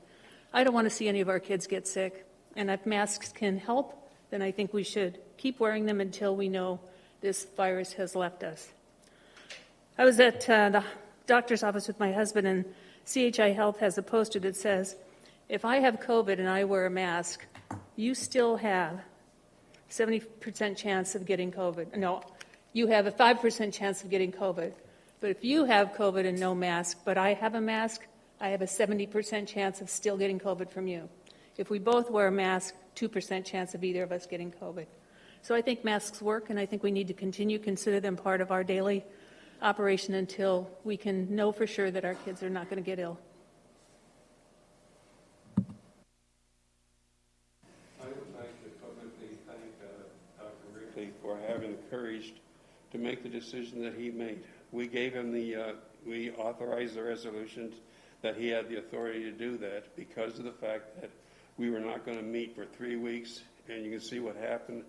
And within about a week after that, things went south in a hurry. He had the courage to make a decision with the support of the board. We definitely were involved with the decision-making process with the support of the board, but he made the call, and it was not a popular call, and because of that, he'd been receiving a lot of flack and questioning his intelligence and everything else, but I am very, very proud to have him as our superintendent. He's doing a terrific job, and I've been with 4 different superintendents. I know how difficult that job is. I rate him up on top of the list right now. His situation has been more difficult than any of the other 4. Not to say we didn't have conflicts, we did. But this one here seems to be the most critical. And he has not wavered in his desire to protect our students and our staff and to keep the schools open. and he had a big desire to keep us without masks, and he started the school without masks. And for that, because of the situation, he had to make a change. He's getting beat up for it, and I don't think it's right. I think it's disrespectful to him, and I don't think he deserves the treatment that he's receiving.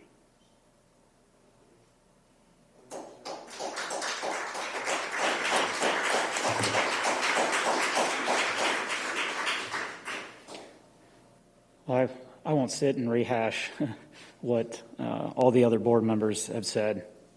Those of you that attended meetings in the past or watched on Facebook, my daily life, similar to Mr. Madler's, is in data. There's other leaders around the state, around the country, they're all looking at different variables, hospitalization rates, positive cases, test percentages, you name it. They're all over the board. What was concerning to us, had we known at our last meeting that coming out of that, we were going to be informed that we shut down our first elementary school class within 3 days of opening the doors. Had we known that the Friday before we sent out the agenda to the public, we'd be having this conversation then, not today. To watch the numbers that week escalate as quickly as they did, and then come to find out, as Ms. Iman stated, that because there were not enough masks being worn in a classroom, a few cases, the health department said, you're closed. An elementary school, 20, 25 kids on average, it may impact. High school, completely different. And Ms. Iman can correct me if I'm wrong, but I'm pretty sure by the end of that week, we were on the brink of at least 5, 6, 7, 8 more classes being shut down.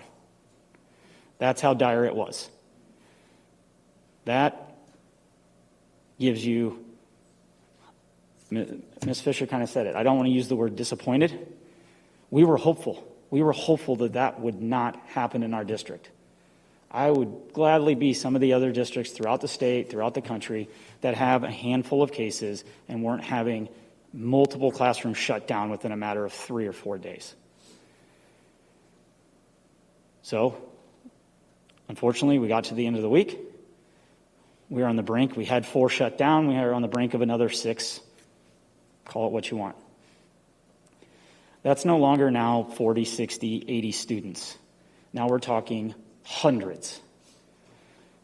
As I said at the last meeting, our number one goal, and as everybody else has said, is to keep these kids in person learning, because we saw the data from last year with remote learning and it was not working. So again, as some of the other board members have stated, as board president, had I known that the numbers were going to do that week, we would have had a meeting agenda item and we would have been discussing this openly as a board and not putting the requirement onto our superintendent to have to make a decision so quickly after we gave him the powers to do so. We gave them last year the same exact powers. Unfortunately, last year we were mandated by the health department and the state to open schools with masks. As Ms. Fisher said, we've not been given that direction, nor have they been given the authority to help us in that manner when they see the escalation in numbers. We're still seeing it, folks. Our student cases, I was very glad to see that this morning, go down. Our community, though, however, is not coming down. As of 4:30 when I left to come to this meeting, Sarpy-Cass County is still showing 777 positive cases, of which 275 of those are between the ages of 5 and 19, so school-age kids. That's just under 30%. It's unfortunate. I hope we continue to see those numbers come down. Our district is coming down. Other districts have been lucky. We have not. So we hope for the community that we can continue to see that number down. Looking at the dashboard, we are so worse off at this time last year, or this time this year than we were last year. Positive percentages weren't 6% like they were in September of last year. We're at 23.8%.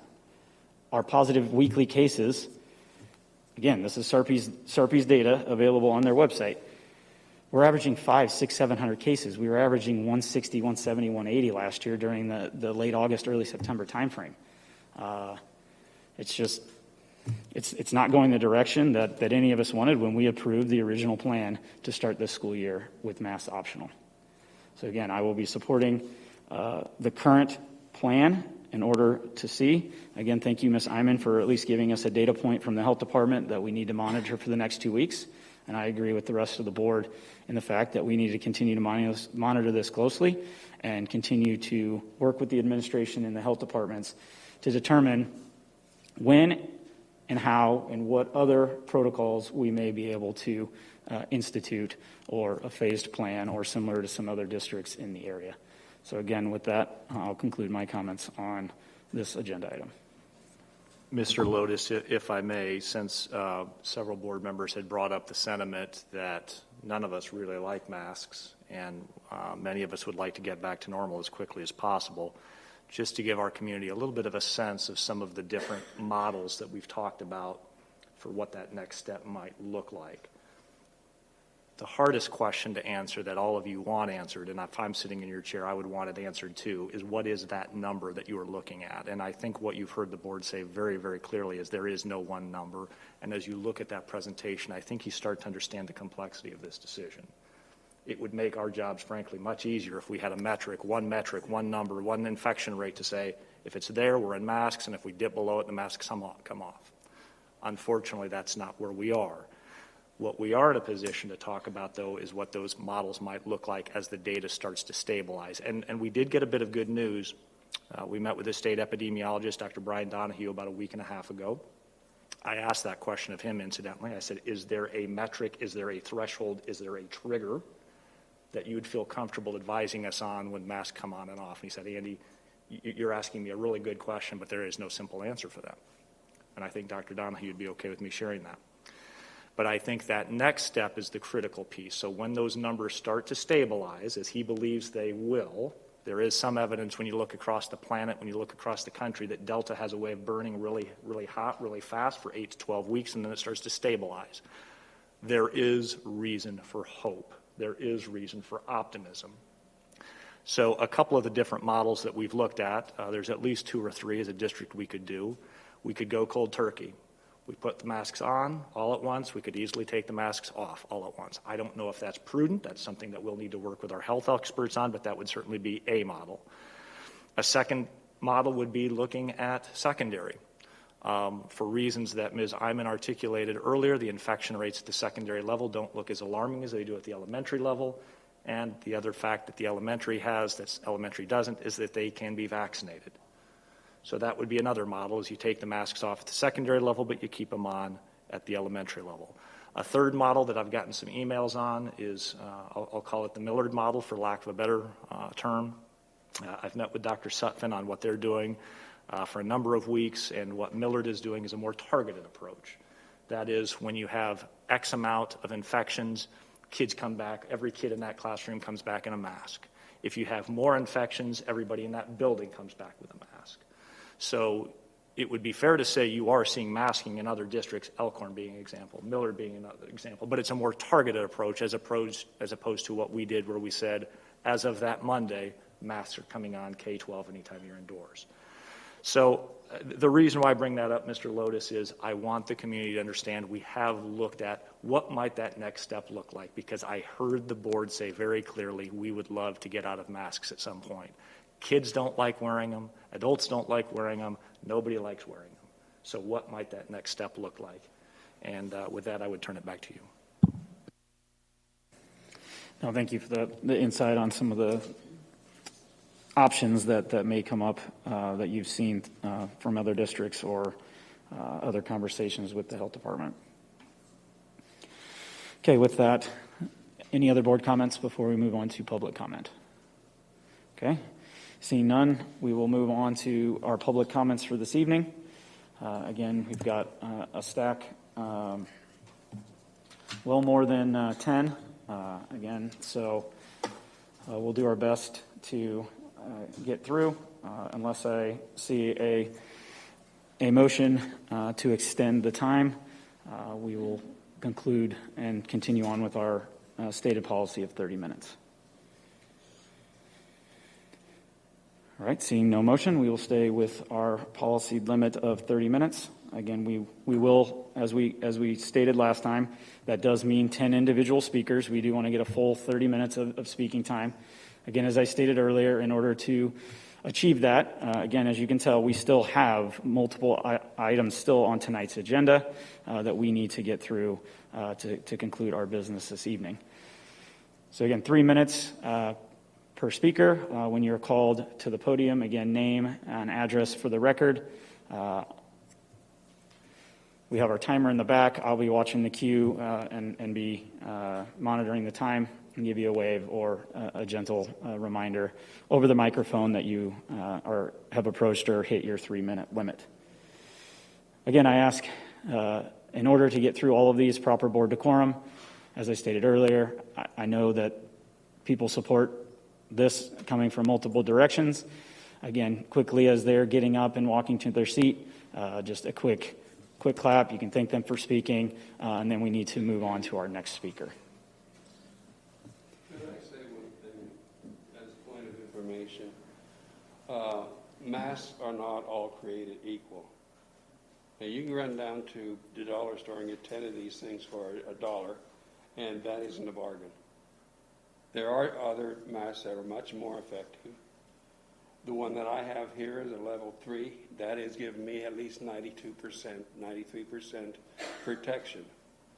Whereas some of the others that I look around the room, I see some of them that are not going to be the level of protection that I have right here. So that is something that you need to do some research on and see what, if you are definitely afraid of getting it, I do think that you should do some research and invest a little bit more money and buy a mask that is more effective. But they're not all, you can't just say all masks are the same. They're not. So anyway, I just put that out for information's sake. Thank you, Dr. Tafoya. All right, so first up, let me get my timer ready. Okay. First up this evening, Ms. Brittany Holtmeyer.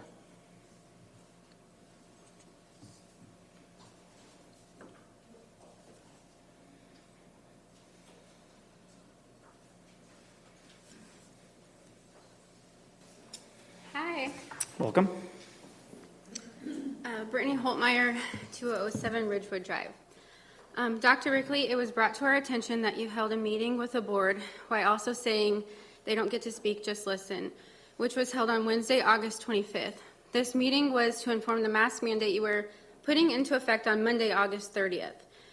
We have also been told by someone who was in your meeting that Wednesday that you made jokes about parents wanting to pull their kids and parents not being able to handle them, so they will just send them back. That is disgusting coming from a superintendent. You didn't have the guts to send this to parents on a Wednesday after you made your mandate. You waited until Friday at 4 p.m. If we were really in a pandemic, wouldn't you have put it into place immediately? Or was it because you had the Monarch Titan game, which brings in much money, that Friday? I have had teachers reach out to me in your district with an email that they received on August 31st. PLCS staff, I want to thank you for making these first couple days working with the new mask guidelines a success. We have outstanding staff and students. We have had very few issues with student mask compliance.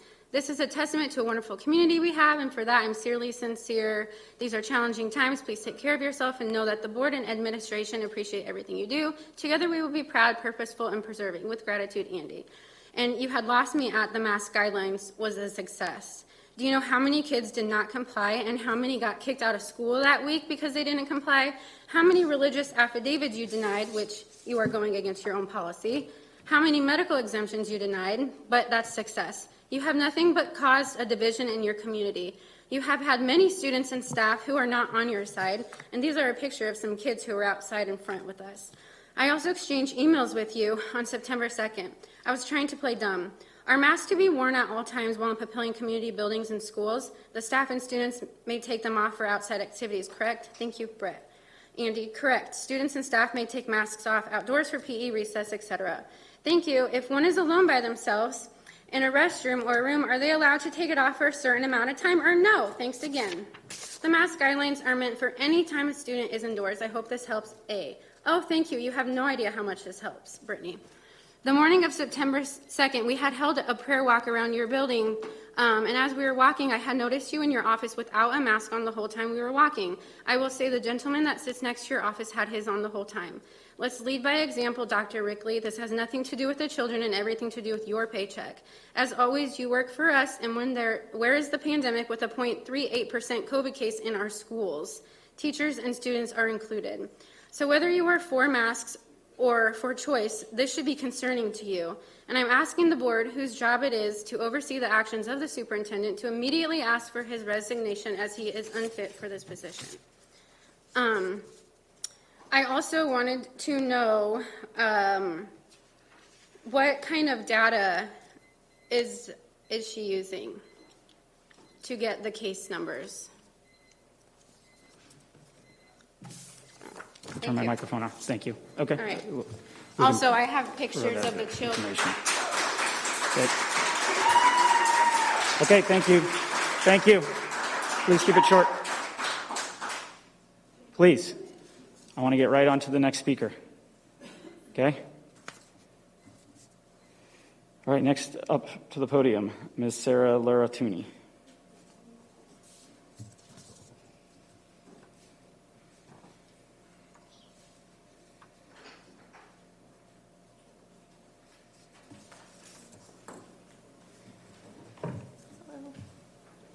So my name is Sarah Laratoni. I'm at 8816 Granville Parkway. I guess first off, I would just like to say the mask didn't really bother me. Maybe this is my vanity coming through. It was one more piece to accessorize. I have a lot of them. I like coordinating. So, but I understand, and that's not the point.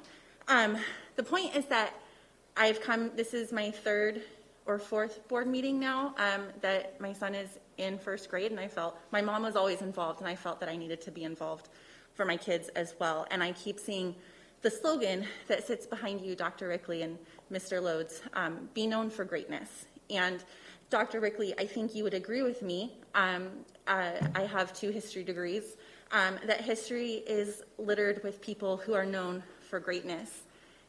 So much so that in our own history, in U.S. history, we have a whole generation known as the greatest generation.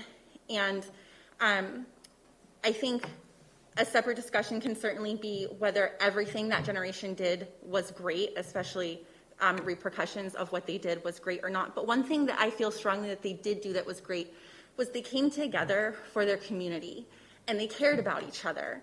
And they banded together for people when neighbors had problems and neighbors fell on hard times. Neighbors looked after each other, and that was great. And it wasn't always the easy thing to do. I think you can certainly see families who maybe went with a little less to make sure that their neighbors had just a little at all. And I think during these times, that's what's missing, is that we're not being great in our communities. We're not caring about each other and just saying there's somebody who can't, so I am going to. That is what my family chooses to do. That is what we are teaching our children to do. There are people out there who cannot wear a mask. There are children out there who cannot be vaccinated. There are adults out there who cannot be vaccinated. There are adults out there who can be vaccinated, but like my father, are 100% disabled and are at risk of catching every little virus that comes their way. And I think it's really easy to say, well, if you want to live in fear, go home and stay home, homeschool your kids. But the reality is that I am a full-time working mom. My husband is a full-time working father. We want our kids to have the same childhood experiences that we ourselves had. And I think for that to happen, we have to be great. And I applaud this board for coming together for the Papillion La Vista Community School and making an incredibly hard decision. And I hope that you continue to be great and make those decisions and know that there are those of us out there who appreciate the difficulty and the sacrifices that you make in order to be great. And I would just encourage you to continue living up to that slogan. Sorry, I know I'm over time. Thank you. I appreciate it. Okay, thank you. Okay, next up to the podium, Ms. Dorothy Reyes.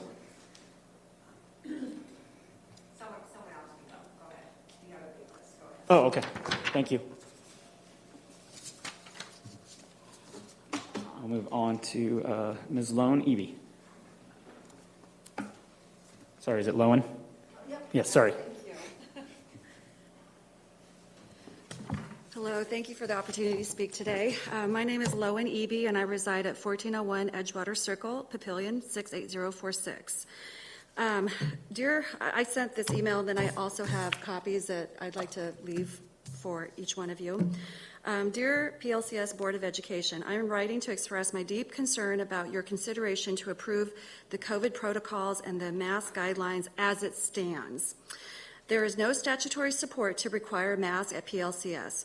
On June 28th of 2021, Governor Ricketts signed an executive order 21-09, Coronavirus Rescission of Pandemic Emergency Executive Orders.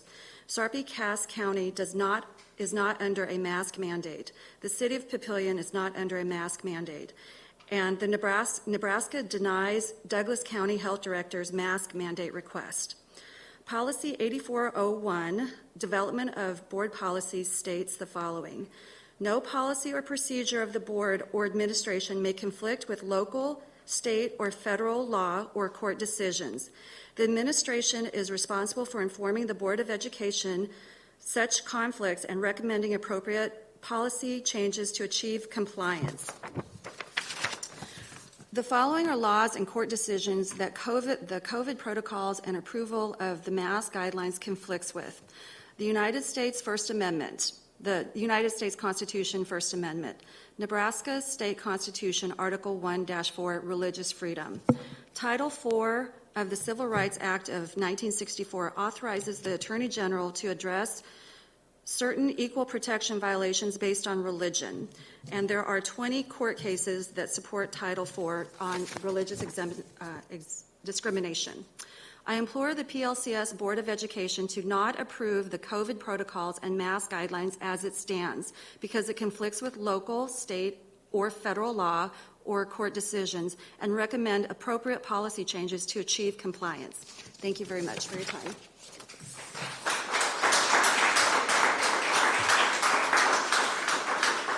Thank you.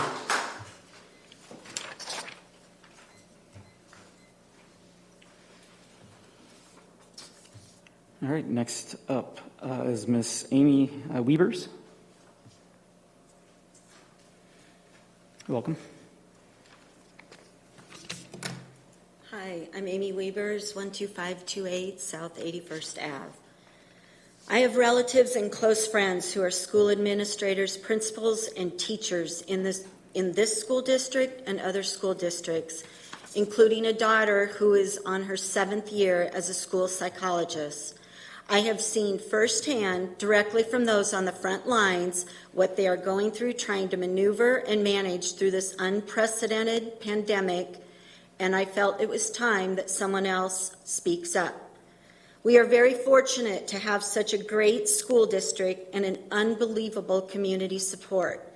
It is this sense of community that has always made me so proud to say, I live in Papillion, and I brag about my children and grandchildren attending Papillion schools. It is this same sense of community that's propelled me to come forward today and speak, not as much in support of masks in our schools, but more so in support of Dr. Rickley and his team of administrators. Dr. Rickley and his team of principals, Dr. Rickley and his team of teachers, and Dr. Rickley and our school board. I hate masks, and I hate wearing them. But I also know and trust, as we have seen here today in evidence of the data presented, if Dr. Rickley and his team feel we need to reenact the mask mandate, then we need to listen and follow it. Lastly, I am appalled over some of the information I have read on social media attacking our school district and specifically Dr. Rickley and his family. To those of you who struggle to be kind Through all of this, I have no words for you. I do have words for Dr. Rickley and his team. Thank you. Thank you for taking this beast that we call a pandemic on and doing the best job you can with no roadmap, no training, no manual, no past experience to draw from. The whole world is struggling to know what to do and how to do it. But you have all worked tirelessly to give our kids not only the best education possible, but also some sense of normalcy. So to you, Dr. Rickley, the school board members, administrators, principals, teachers, please know and don't ever forget, when you are feeling like you can't keep going and keep doing what you are doing, when you're feeling like you can't take any more complaints and deal with one more person expressing their disappointment in you, when you are feeling defensive because of the attacks on you and your family, please know there are so many of us in this wonderful community who may sit quiet and not say enough when we should, but we are thinking about you. We thank you, and most importantly, you absolutely have our love and support. We greatly appreciate you. Thank you.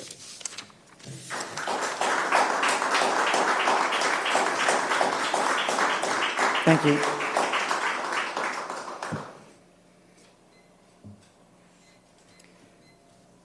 All right, next up this evening, Latasha, is it Wilderding?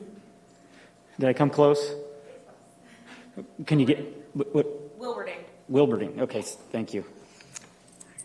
Hi, everyone. I am Latasha Wilberding at 7902 Emmeline Street, and I have 2 children in the La Vista Elementary School system, and I've resided in La Vista for 17 years. I'm here today representing my children and others who have experienced the side effects of the mask mandate from the year prior and into this year.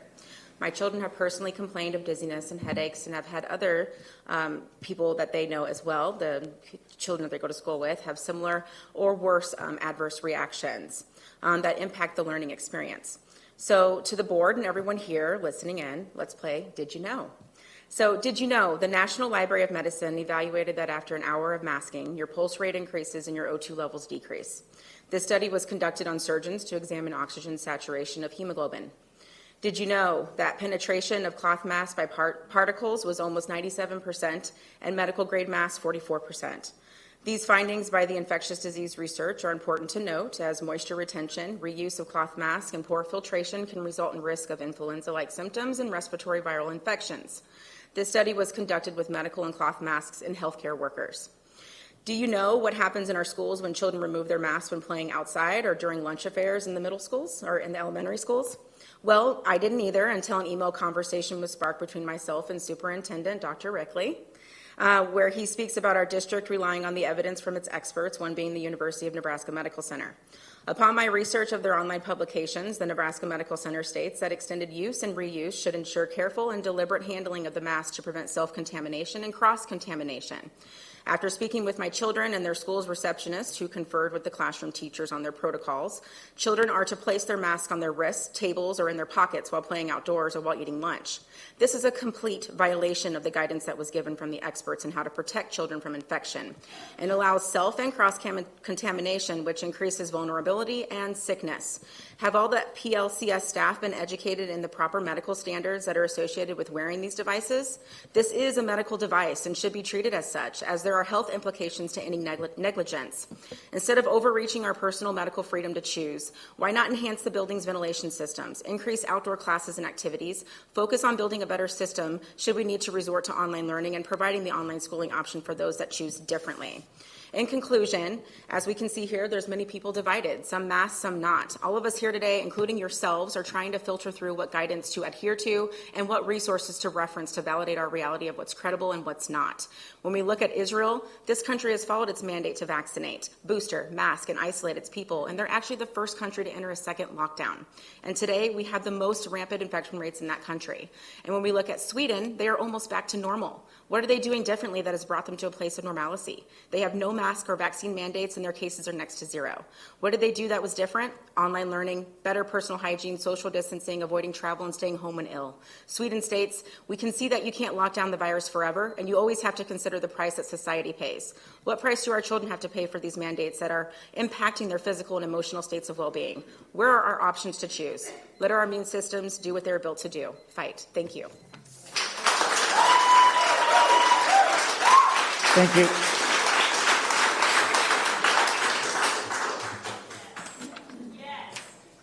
Okay, next up this evening, Mr. Michael Kuchenmeister. You come close. Oh, that is a lot of letters. I apologize. Michael Kuchenmeister, 10231 Cimarron Woods Drive. I'd first like to thank Ms. Simon for presenting that data and providing an insight into your perspective on how you're making these decisions. That was impressive, and I can't imagine how much work that took. But I also want to thank the board and Dr. Rickley for taking measures to help keep our schools a safer, less disruptive learning environment for all students, no matter what their health may look like, what pre-existing conditions they may have, or what their family members may have that could put them at greater risk. You've shown our district could be a leader in not just Sarpy County, but in most metro area districts.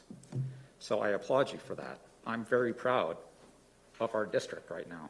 It's incredible.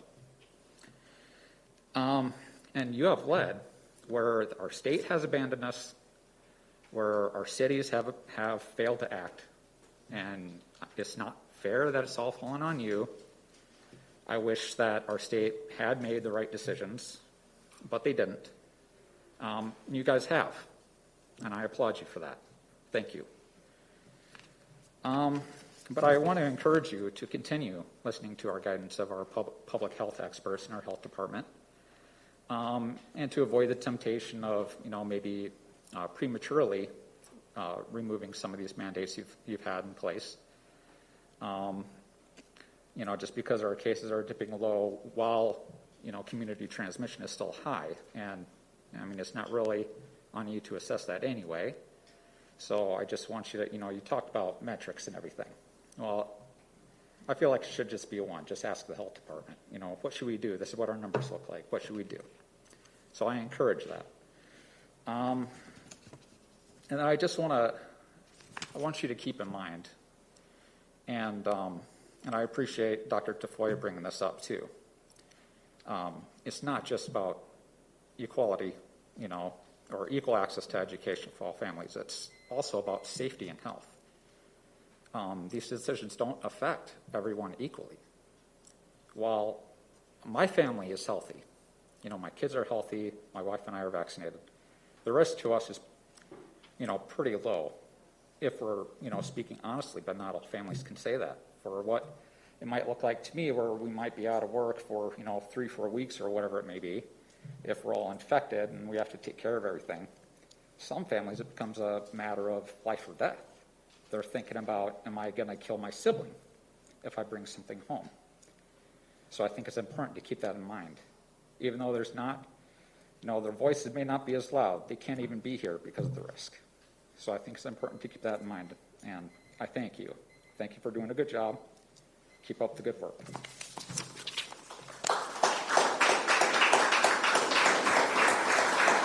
Thank you.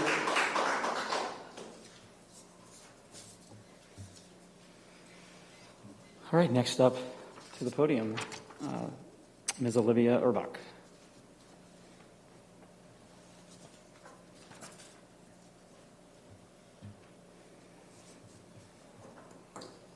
Before I speak, I apologize in advance if I start crying because I'm very emotional.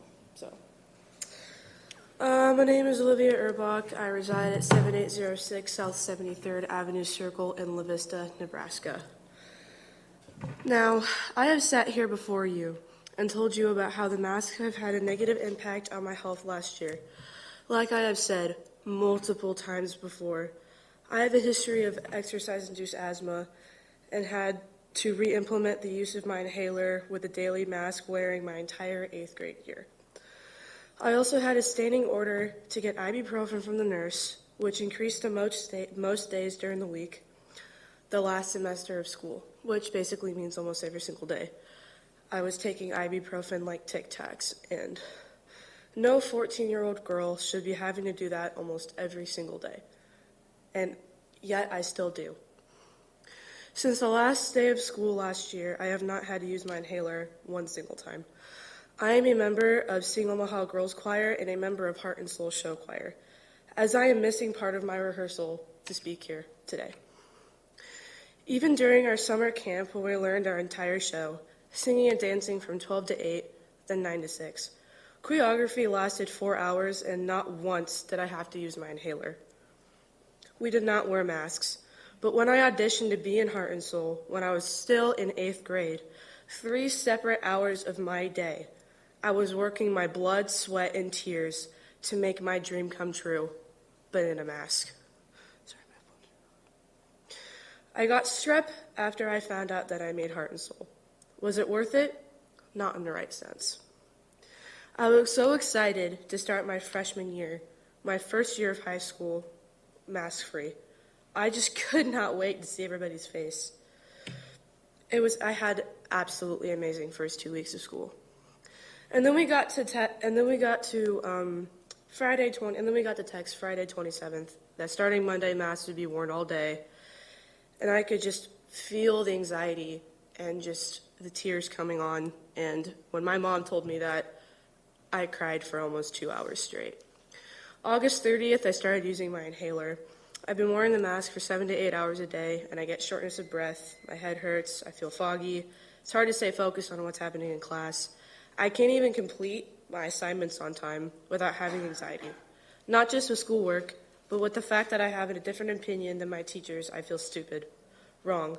And I even went at my 504 meeting when I applied for a mask medical exemption because the religious affidavit didn't work. I was encouraged to speak out because I just was. When I did, I ended up in tears, and everyone in the room that was in there had a blank stare on their face and did not look the least bit of sympathetic. You told us masks would be optional and that our parents would be making that choice for us. You lied. When I spoke last, I was so proud of myself to have an opinion, to speak freely, but once the mask for option to even wear that was taken away, I felt as if everything I said didn't matter.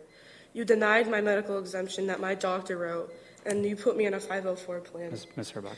Herbach, I'm sorry to interrupt. Is that but it? We're well over 3 minutes. That's fine. So I apologize, but I've got to keep it consistent. That's okay. But thank you so much for speaking.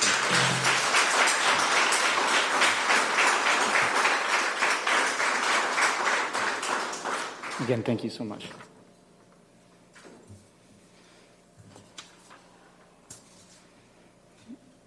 All right, next up this evening, Mr. Bob and Miss Connie Bound.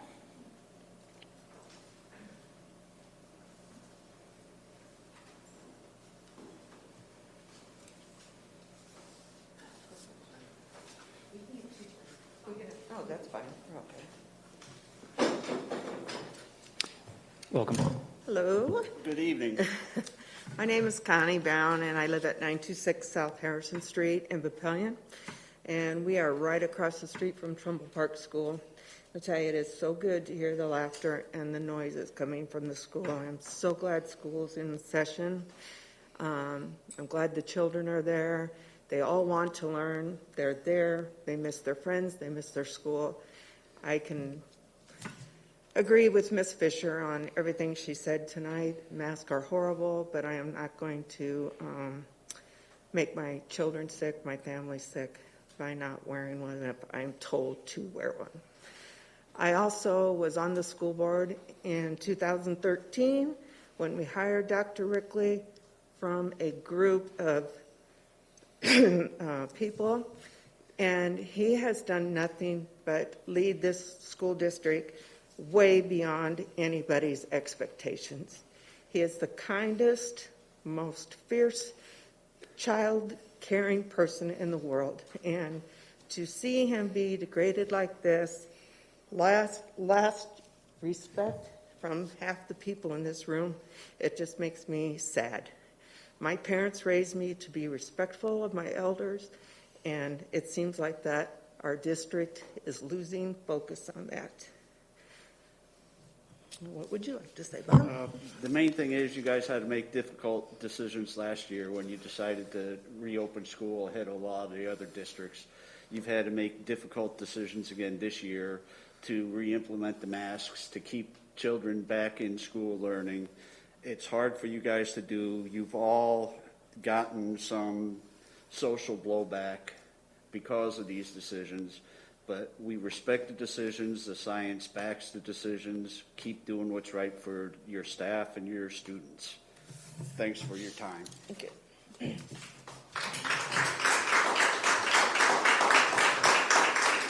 Thank you.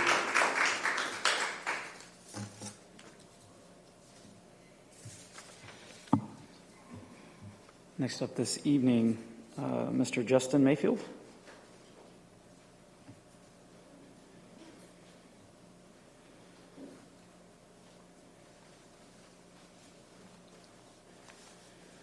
Hello, Welcome. I'm Justin Mayfield. I reside at 1102 Summit Ridge Drive. I'll start off by saying most of you probably received the emails that I sent. I have 5 kids in the district. My youngest son's in the kindergarten class that was shut down.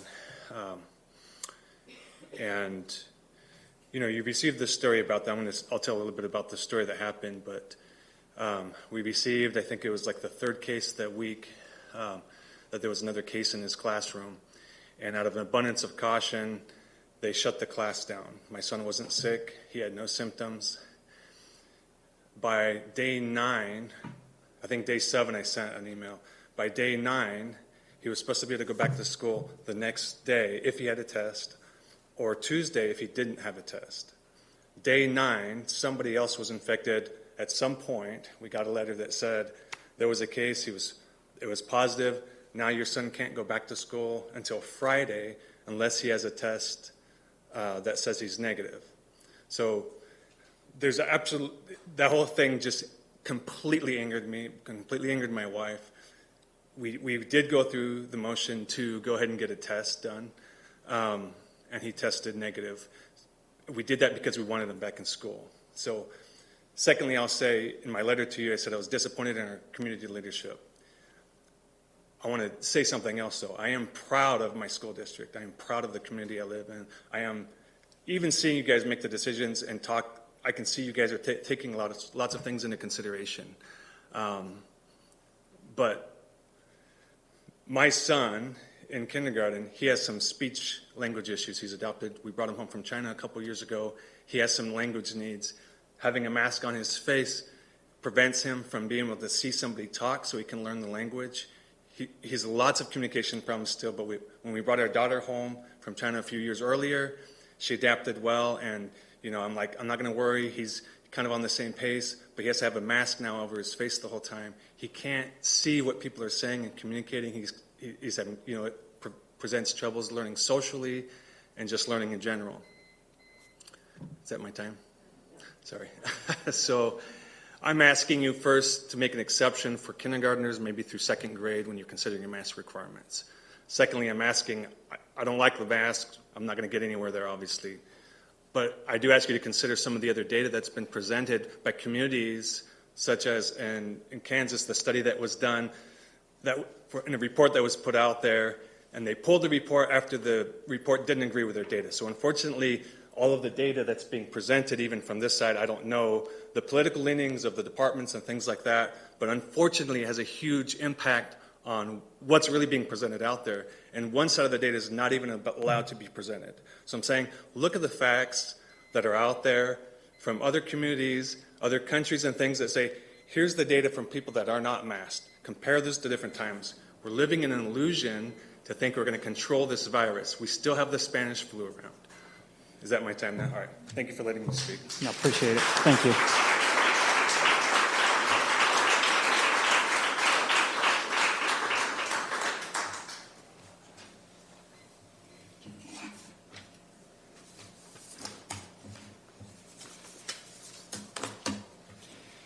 All right, last up this evening under our 30-minute, 10-speaker limit here. Hopefully I can read the writing. Mr. Daryl Lechner?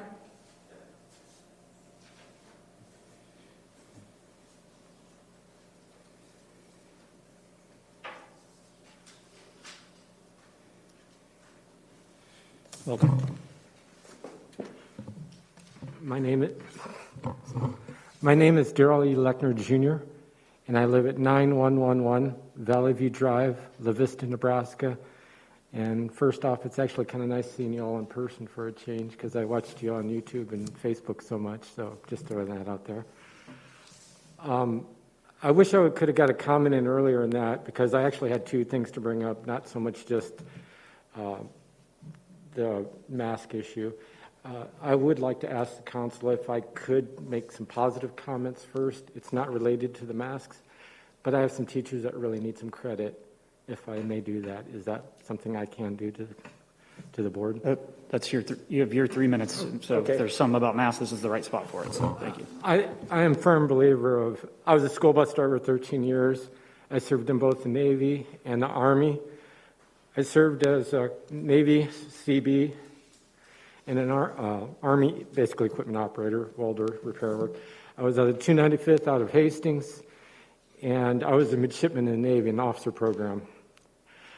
I really respect the hard decisions all of you have to make every day. I would like to convey also on the USS Saratoga, I was in charge of a respiratory safety program and had to manage over 2,100 sailors for long periods of time to ensure their safety, viability, and they didn't die every single day. We also monitored aircraft to ensure that sailors didn't die when aircraft came in on landings and taking off. Any of you who have been in the military on a carrier, you understand how critical those maneuvers are. To my point, first off, the teachers, because I need to give them credit, I'd like to give Mr. Gentle, Mr. G is what my daughter called him. Mr. Gentle, he was part of the remote program last year. He is one of the most fantastic teachers. I had 13 years as a school bus driver. I got to see the inside and outside of OPS. I came here because I've seen so much positivity in this district, from the council members to the schools to the principals, and I do thank you for that. It shows, and I can't give you guys enough credit. Also to Mrs. I can't think of it. I believe it's. Okay, let me see if I got my notes here real quick. Hilger, Mrs. Hilger, or Miss Hilger, that is. She was part of the remote viewing program last year also. I need to give her credit also. Both my daughters have disabilities, autism and ADHD. They have IEPs, and it was really challenging for them. I'm from a high-risk family. We have a family that went through chemotherapy, and one of my aunts is down to one lung during COVID. It was a very high stress last 2 years. I lost my job. I've been basically out of work for almost 2 years because of this. But you do the things regardless if it's hard or not for our children. I understand that's kind of where we're at. Two other teachers is Mr. Lee. He was a Teacher of the Year almost 2 years ago. So unfortunately, that's your 3 minutes. Mr. Lee and Mr. Meehan, fantastic teachers, and I need to credit them. Thank you. Oh, sorry. I know it goes fast. I appreciate it. I did want to make one quick note, if I may, 5 seconds. I did deal with respiratory therapy. Also, if you guys want some guidance in that, I can and am willing to help give you some guidance in that. Please reach out to me. I've tried to email and get a hold of you. Please reach out to me. All right, thank you.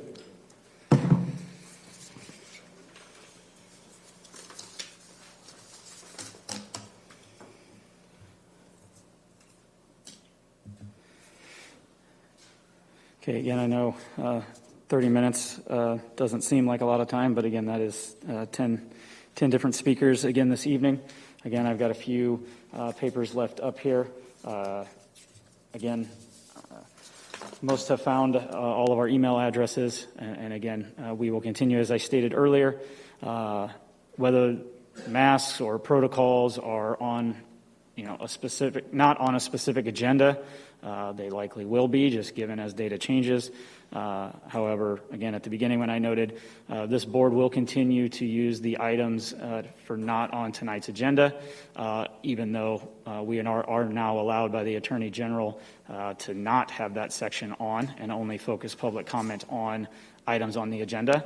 However, again, we will continue that as we know folks have not had the opportunity to speak and wish to going forward. With that, concluding public comments, again, we had a motion by Ms. Fisher and a second by Mr. Madler. I will call for a roll call on the COVID protocols and approval of mask guidelines. Mr. Bailey? Yes. Dr. Foya? Yes. Ms. Fisher? Yes. Mr. Lotus? Yes. Ms. Wade? Yes. Mr. Bailey? Delegate? Oh, Coach. Skip me, that's all right. I'm a yes. My apologies. Motion carries. Okay, thank you all. Okay, that concludes item D under section 3 action items. Moving on to item E, the adoption of the 2021-22 budget of funds. Mr. Richards, welcome back.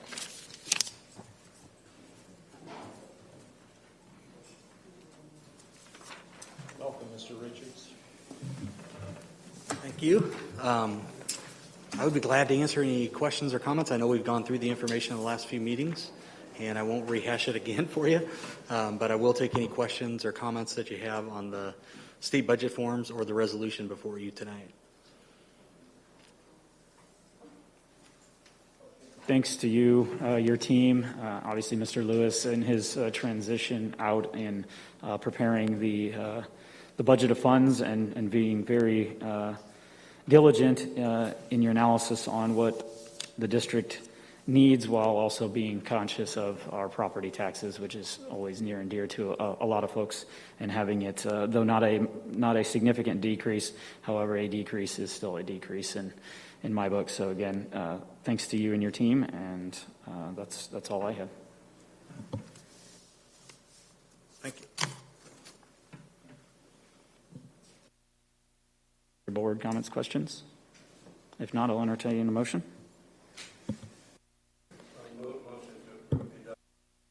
The 21-22 through the budget resolution and state budget forms 2021-22 as presented. Second.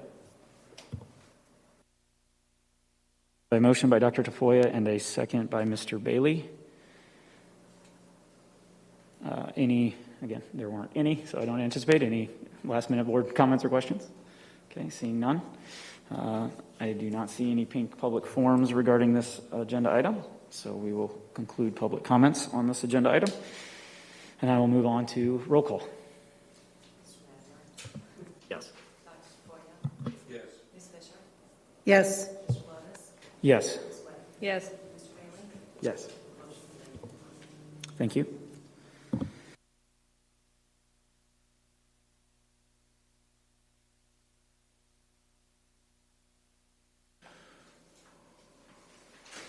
All right, moving on to our last item under Section 3 action items, item F, the 2021-2022 superintendent's goals. Dr. Rickley. Thank you very much, Mr. Lotus, members of the board. So for our audience members, they have the opportunity to pick up the packet so they can see what the proposed goals are. But for the benefit of people watching at home, we have laid out 6 large goals with different sub-goals beneath them, and I think just so that they can be privy to the same information that our people here are. Proposed goal number 1 is implement school reopening and pandemic response plans. Goal 2, execute updated district strategic plan. Goal 3, continue work on district facility needs and conclude 2018 bond projects. Goal 4, implement district improvement initiatives. 5, update district leadership succession planning processes. And 6, expand district technology and information services plans. I mentioned this at the last board meeting, but I think it bears mentioning again. By law, the board has to evaluate me in a formal way once a year.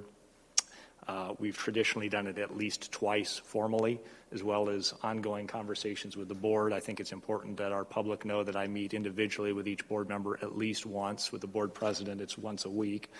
So there's ample opportunity for the board and I to have ongoing conversations.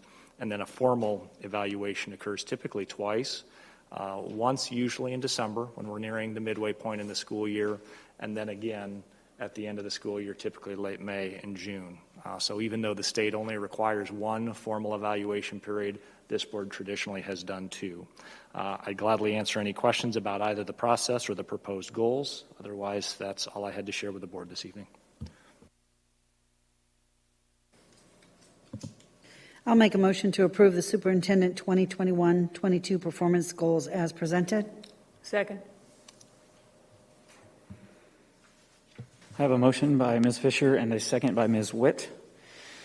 Any additional board comments or questions regarding the superintendent's goals for 2021-22? I'd like to make a few comments.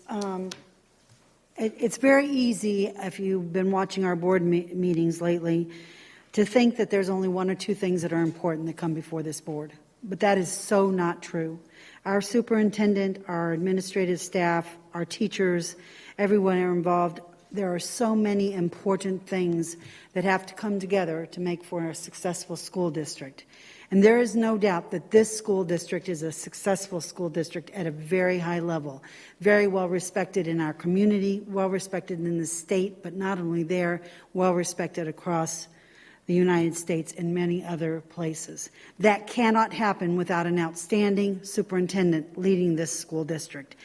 He has so many things to juggle all the time, but he makes sure that everything is being paid attention to at the level it needs to be to make sure that this district is meeting government regulations, is meeting the requirements to have outstanding staff, to make sure the requirements are being met, that our students are being taught appropriately.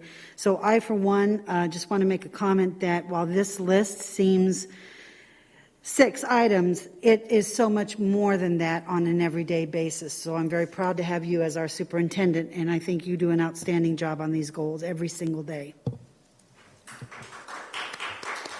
Second. Is that all you? Did you have anything? Okay. Any other board comments regarding that? No, I would just like to echo Ms. Fisher's comments. We have folks in the audience that have sat up on this board, and we've had others come talk to us or talk to us out in public again on what our rules are. And until you've kind of sat on this side of the table, prior to being elected to this board, just as an alumni and a student, you think you know what goes on. You think you were involved enough. You came to a couple board meetings in high school. You did these things.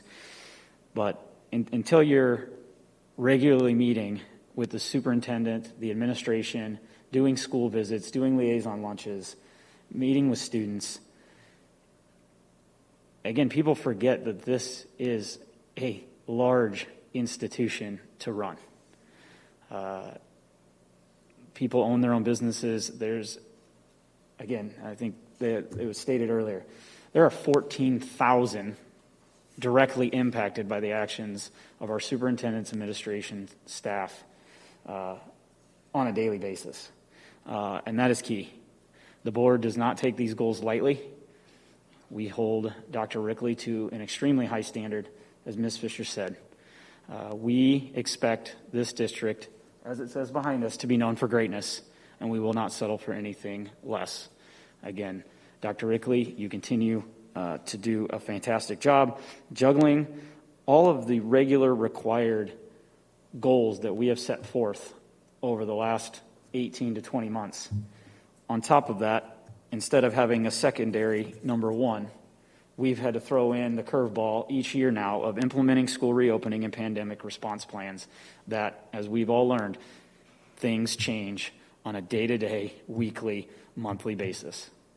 Our discussions in August are completely different than in June and July are completely different than what we are talking about today. And I know that changes for you and your staff on a day-to-day basis. So I encourage you, again, stay steadfast, focus on these goals, because these goals are what drive our end goal, which is the education of our students in this district, to make them prepared for the future and be great community leaders when they graduate our fine institutions. Any other board comments or questions? I see no public comments regarding this topic. I'll move on to roll call, please. Yes. Ms. Fisher? Yes. Mr. Lotus? Yes. Ms. Sweat? Yes. Mr. Bailey? Yes. Mr. Maverick? Yes. Motion carried. Thank you. All right, that concludes Section 3 action items. Moving on to Section 4, our discussion and information items. I'll welcome Ms. Siri to talk about our only item, our ESSER funds application. Welcome. Yes. Speaking of government regulations, good evening, Board of Education. Tonight, I'm going to very quickly go through our recommended proposal for our ESSER 3 application. As you probably recall, ESSER stands for Elementary Secondary Schools Emergency Relief Fund. These are the stimulus dollars that we are talking about. As you may recall, we've already had 2 installments. The first round one was CARES. Those dollars were earmarked for the hardware of the computers that are the one-to-one program, as well as additional machines at the elementary level. Our second round, the dollars were earmarked for COVID, with staff relief for substitutes and other things that we needed to do to keep our staff going through quarantine, as well as a data dashboard / warehouse and some hardware to expand the technology piece.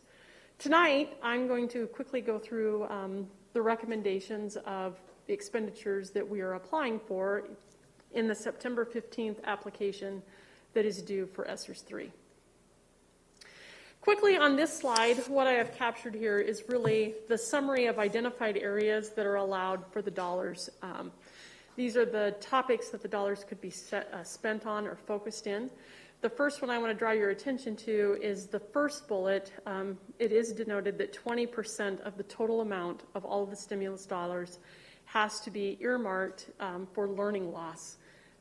Those dollars are meant to be intended for the academic loss of students that happen due to COVID. You'll also notice down in the gray box, you can see the third installment of our ESSER's dollars is right around $2.9 million. And of that 2.9, about 100,000 are earmarked then for the learning loss piece. If you are interested in more of the allowances or details that have been put out on how the ESSER dollars can be spent, NDE does have a whole page dedicated to it on their website. So before we really got into making determinations on how we would spend the dollars, we set out to get lots of feedback from lots of groups. And this started in June, and we involved multiple groups along with our school reopening plans. We put ESSERs, we first identified the buckets that we thought would allow us to help correct some of the loss that we've lost due to COVID, as well as move the district forward towards the learning goals. There you can see we've involved teachers, classified staff, administrators, parents, a student advisory group, the Board of Education subcommittee, the CIA team, and we also have a form on our website where we've been continually collecting input from our community members as well. So basically, we've identified 3 buckets that we will be proposing that the dollars are spent, and the first one is dedicated to learning. The first and probably largest area is interventions. These are tools and instruments that we have begun to identify based on research and evidence that would help to amend that learning loss that has happened due to being pushed out of school last March, and then also last year as we had some of our students in remote learning, some of which participated regularly and some that did not, as well as those that were out in person due to quarantine and other reasons. Along with that, we are looking at purchasing a progress monitoring tool. Along with that instrument, we will also be using dollars to train our staff on that. A progress monitoring tool really allows us to watch closely the impact that interventions are having on a student that has academic loss. So in other words, you implement an intervention, you really watch the data and make sure that it's making a difference in the direction that you want it to, and if not, then in 2 weeks to 4 weeks, you try another intervention. This is really a tool that allows us to do that with some monitoring instruments as well. We are also looking at a reading recovery trainer/teacher. Currently, we do have reading recovery in our title buildings, but we really struggle to sometimes sustain the professional development and training for our teachers. So these dollars would allow us to actually have a teacher that would be a trainer of trainee model. It would help us bring sustainability to that program and also allow us to do some training with our general ed teachers so they could utilize some of those resources as well. Along with that, one of the things that we heard a lot from our surveys that we collected way back in the spring and through the summer, and also from our teacher group and our teacher input group, was the struggles with special education as we continue to serve our students that have special needs academically and also behavioral. That there was a great area of need there, so we are earmarking dollars to expand and add additional special education teachers with these dollars. The last two then really focus on, the first one is on credit recovery. This is at our high school level. We do have students that are behind on their credit accumulation towards graduation, and so we would be looking at expanding access to those programs, as well as tapping a couple of additional resources, as for the first time we have students that are also struggling to complete their elective credit, which is unique. It's generally core credit in which they're behind. That is due to COVID. And finally, we earmarked dollars for professional development for our staff, as Dr. Rickley shared earlier, as we've rolled out approximately 7,000 new devices to expand technology access to our students. The next slide here, these are expenditures that we are going to propose for mental health. The first one is for a mental health screener. This will be used by our students, staff, and parents. We would like to add an additional social worker. There's been a great need for social worker in our community with our families. And that was another topic that we heard a lot from our teachers, as well as the survey results. And then finally, we'd like to expand our collaboration with Boys Town with our behavior resources that we're currently using at all 3 levels across the district. The last area then is health and safety. The expenditures that we are proposing is, the first one is Securely. This is software that we would use with the student computers in the one-to-one program. We would like to continue the COVID health screener. That's in partnership with Children's Hospital. The HVAC air quality upgrades, as you probably remember from earlier, that has already been approved. That's one of the things that we had to get pre-approved before we could even apply for it, and that has been approved, so we'll move forward with that. And the last thing is cameras, infrastructure, and access control for cameras to be put in some of our buildings along with that safety consideration. So that summarizes what the application will look like. The next steps that happens with ESERA 3, the application is due on Wednesday. After that, we will get feedback on any modifications that we need to make along with the application. The grant is operational until September of 2024, so obviously this is a lot for the district to take on, and it is a great thing that can help move us forward, but we will make sure that we're very strategic in how we roll those things out, because we do have until 2024. We'll continue to share progress with you and the public at Board of Education meetings as we continue to move forward with the implementation of those expenditures. And then finally, we will also continue to leave the form up on the district webpage to continue to receive community input on the ESERA grant. And that concludes the proposal for the ESERA application for round 3. Questions that I can answer for you? Thanks for putting it together and sharing.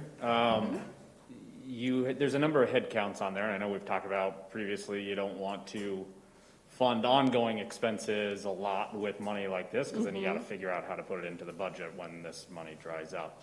So did I understand that correctly, where we would be able to use these funds for at least a few years to fund those headcounts, and then at that point, we would have to figure out how to get them in the budget, but it's not like we'd have to do that next year? That's correct. We have until through the 2024 school year. And we did, sustainability was one of the priorities that we considered as we looked at all of the recommendation. For example, special education is an area that each year we know we are making additions to. Some of that has to do with staff turning over. It also has to do with growth. And so this would allow us to add some special education staff earlier so that we could get some of the benefits of having more right now.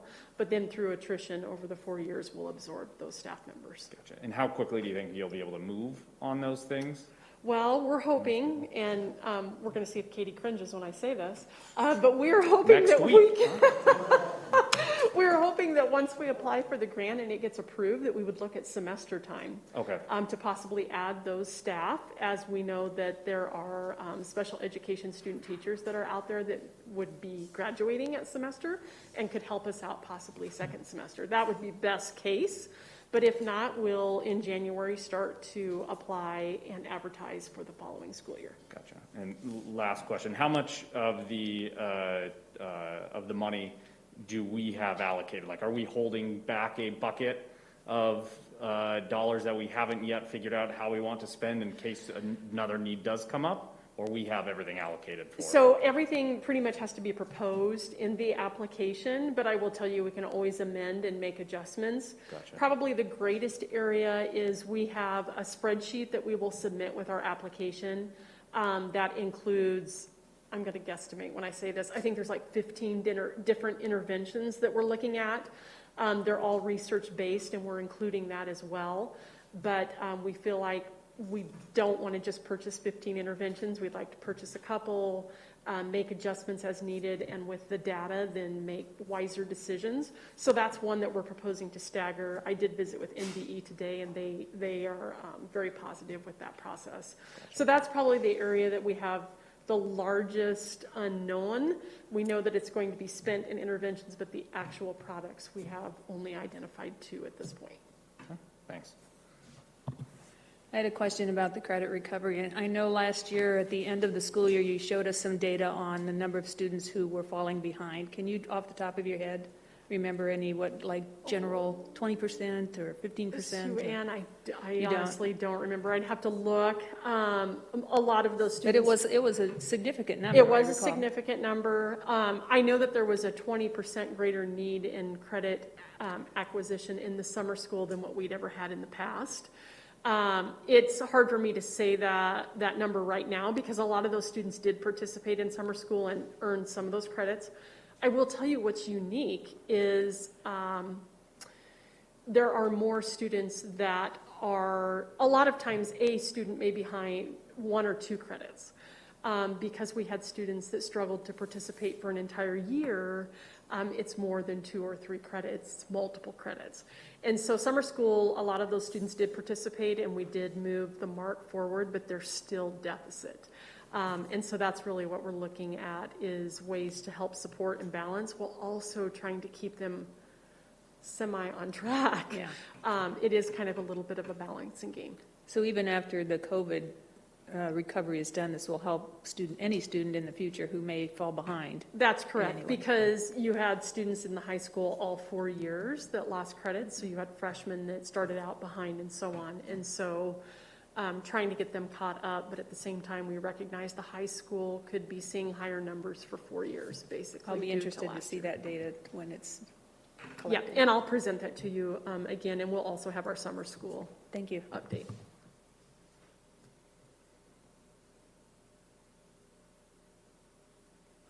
I want to thank you and your staff for the work and all the people that participated in this, because this is a lot to determine how you're going to spend this amount of funds to the best advantage to the district for our students as well. So great work on this.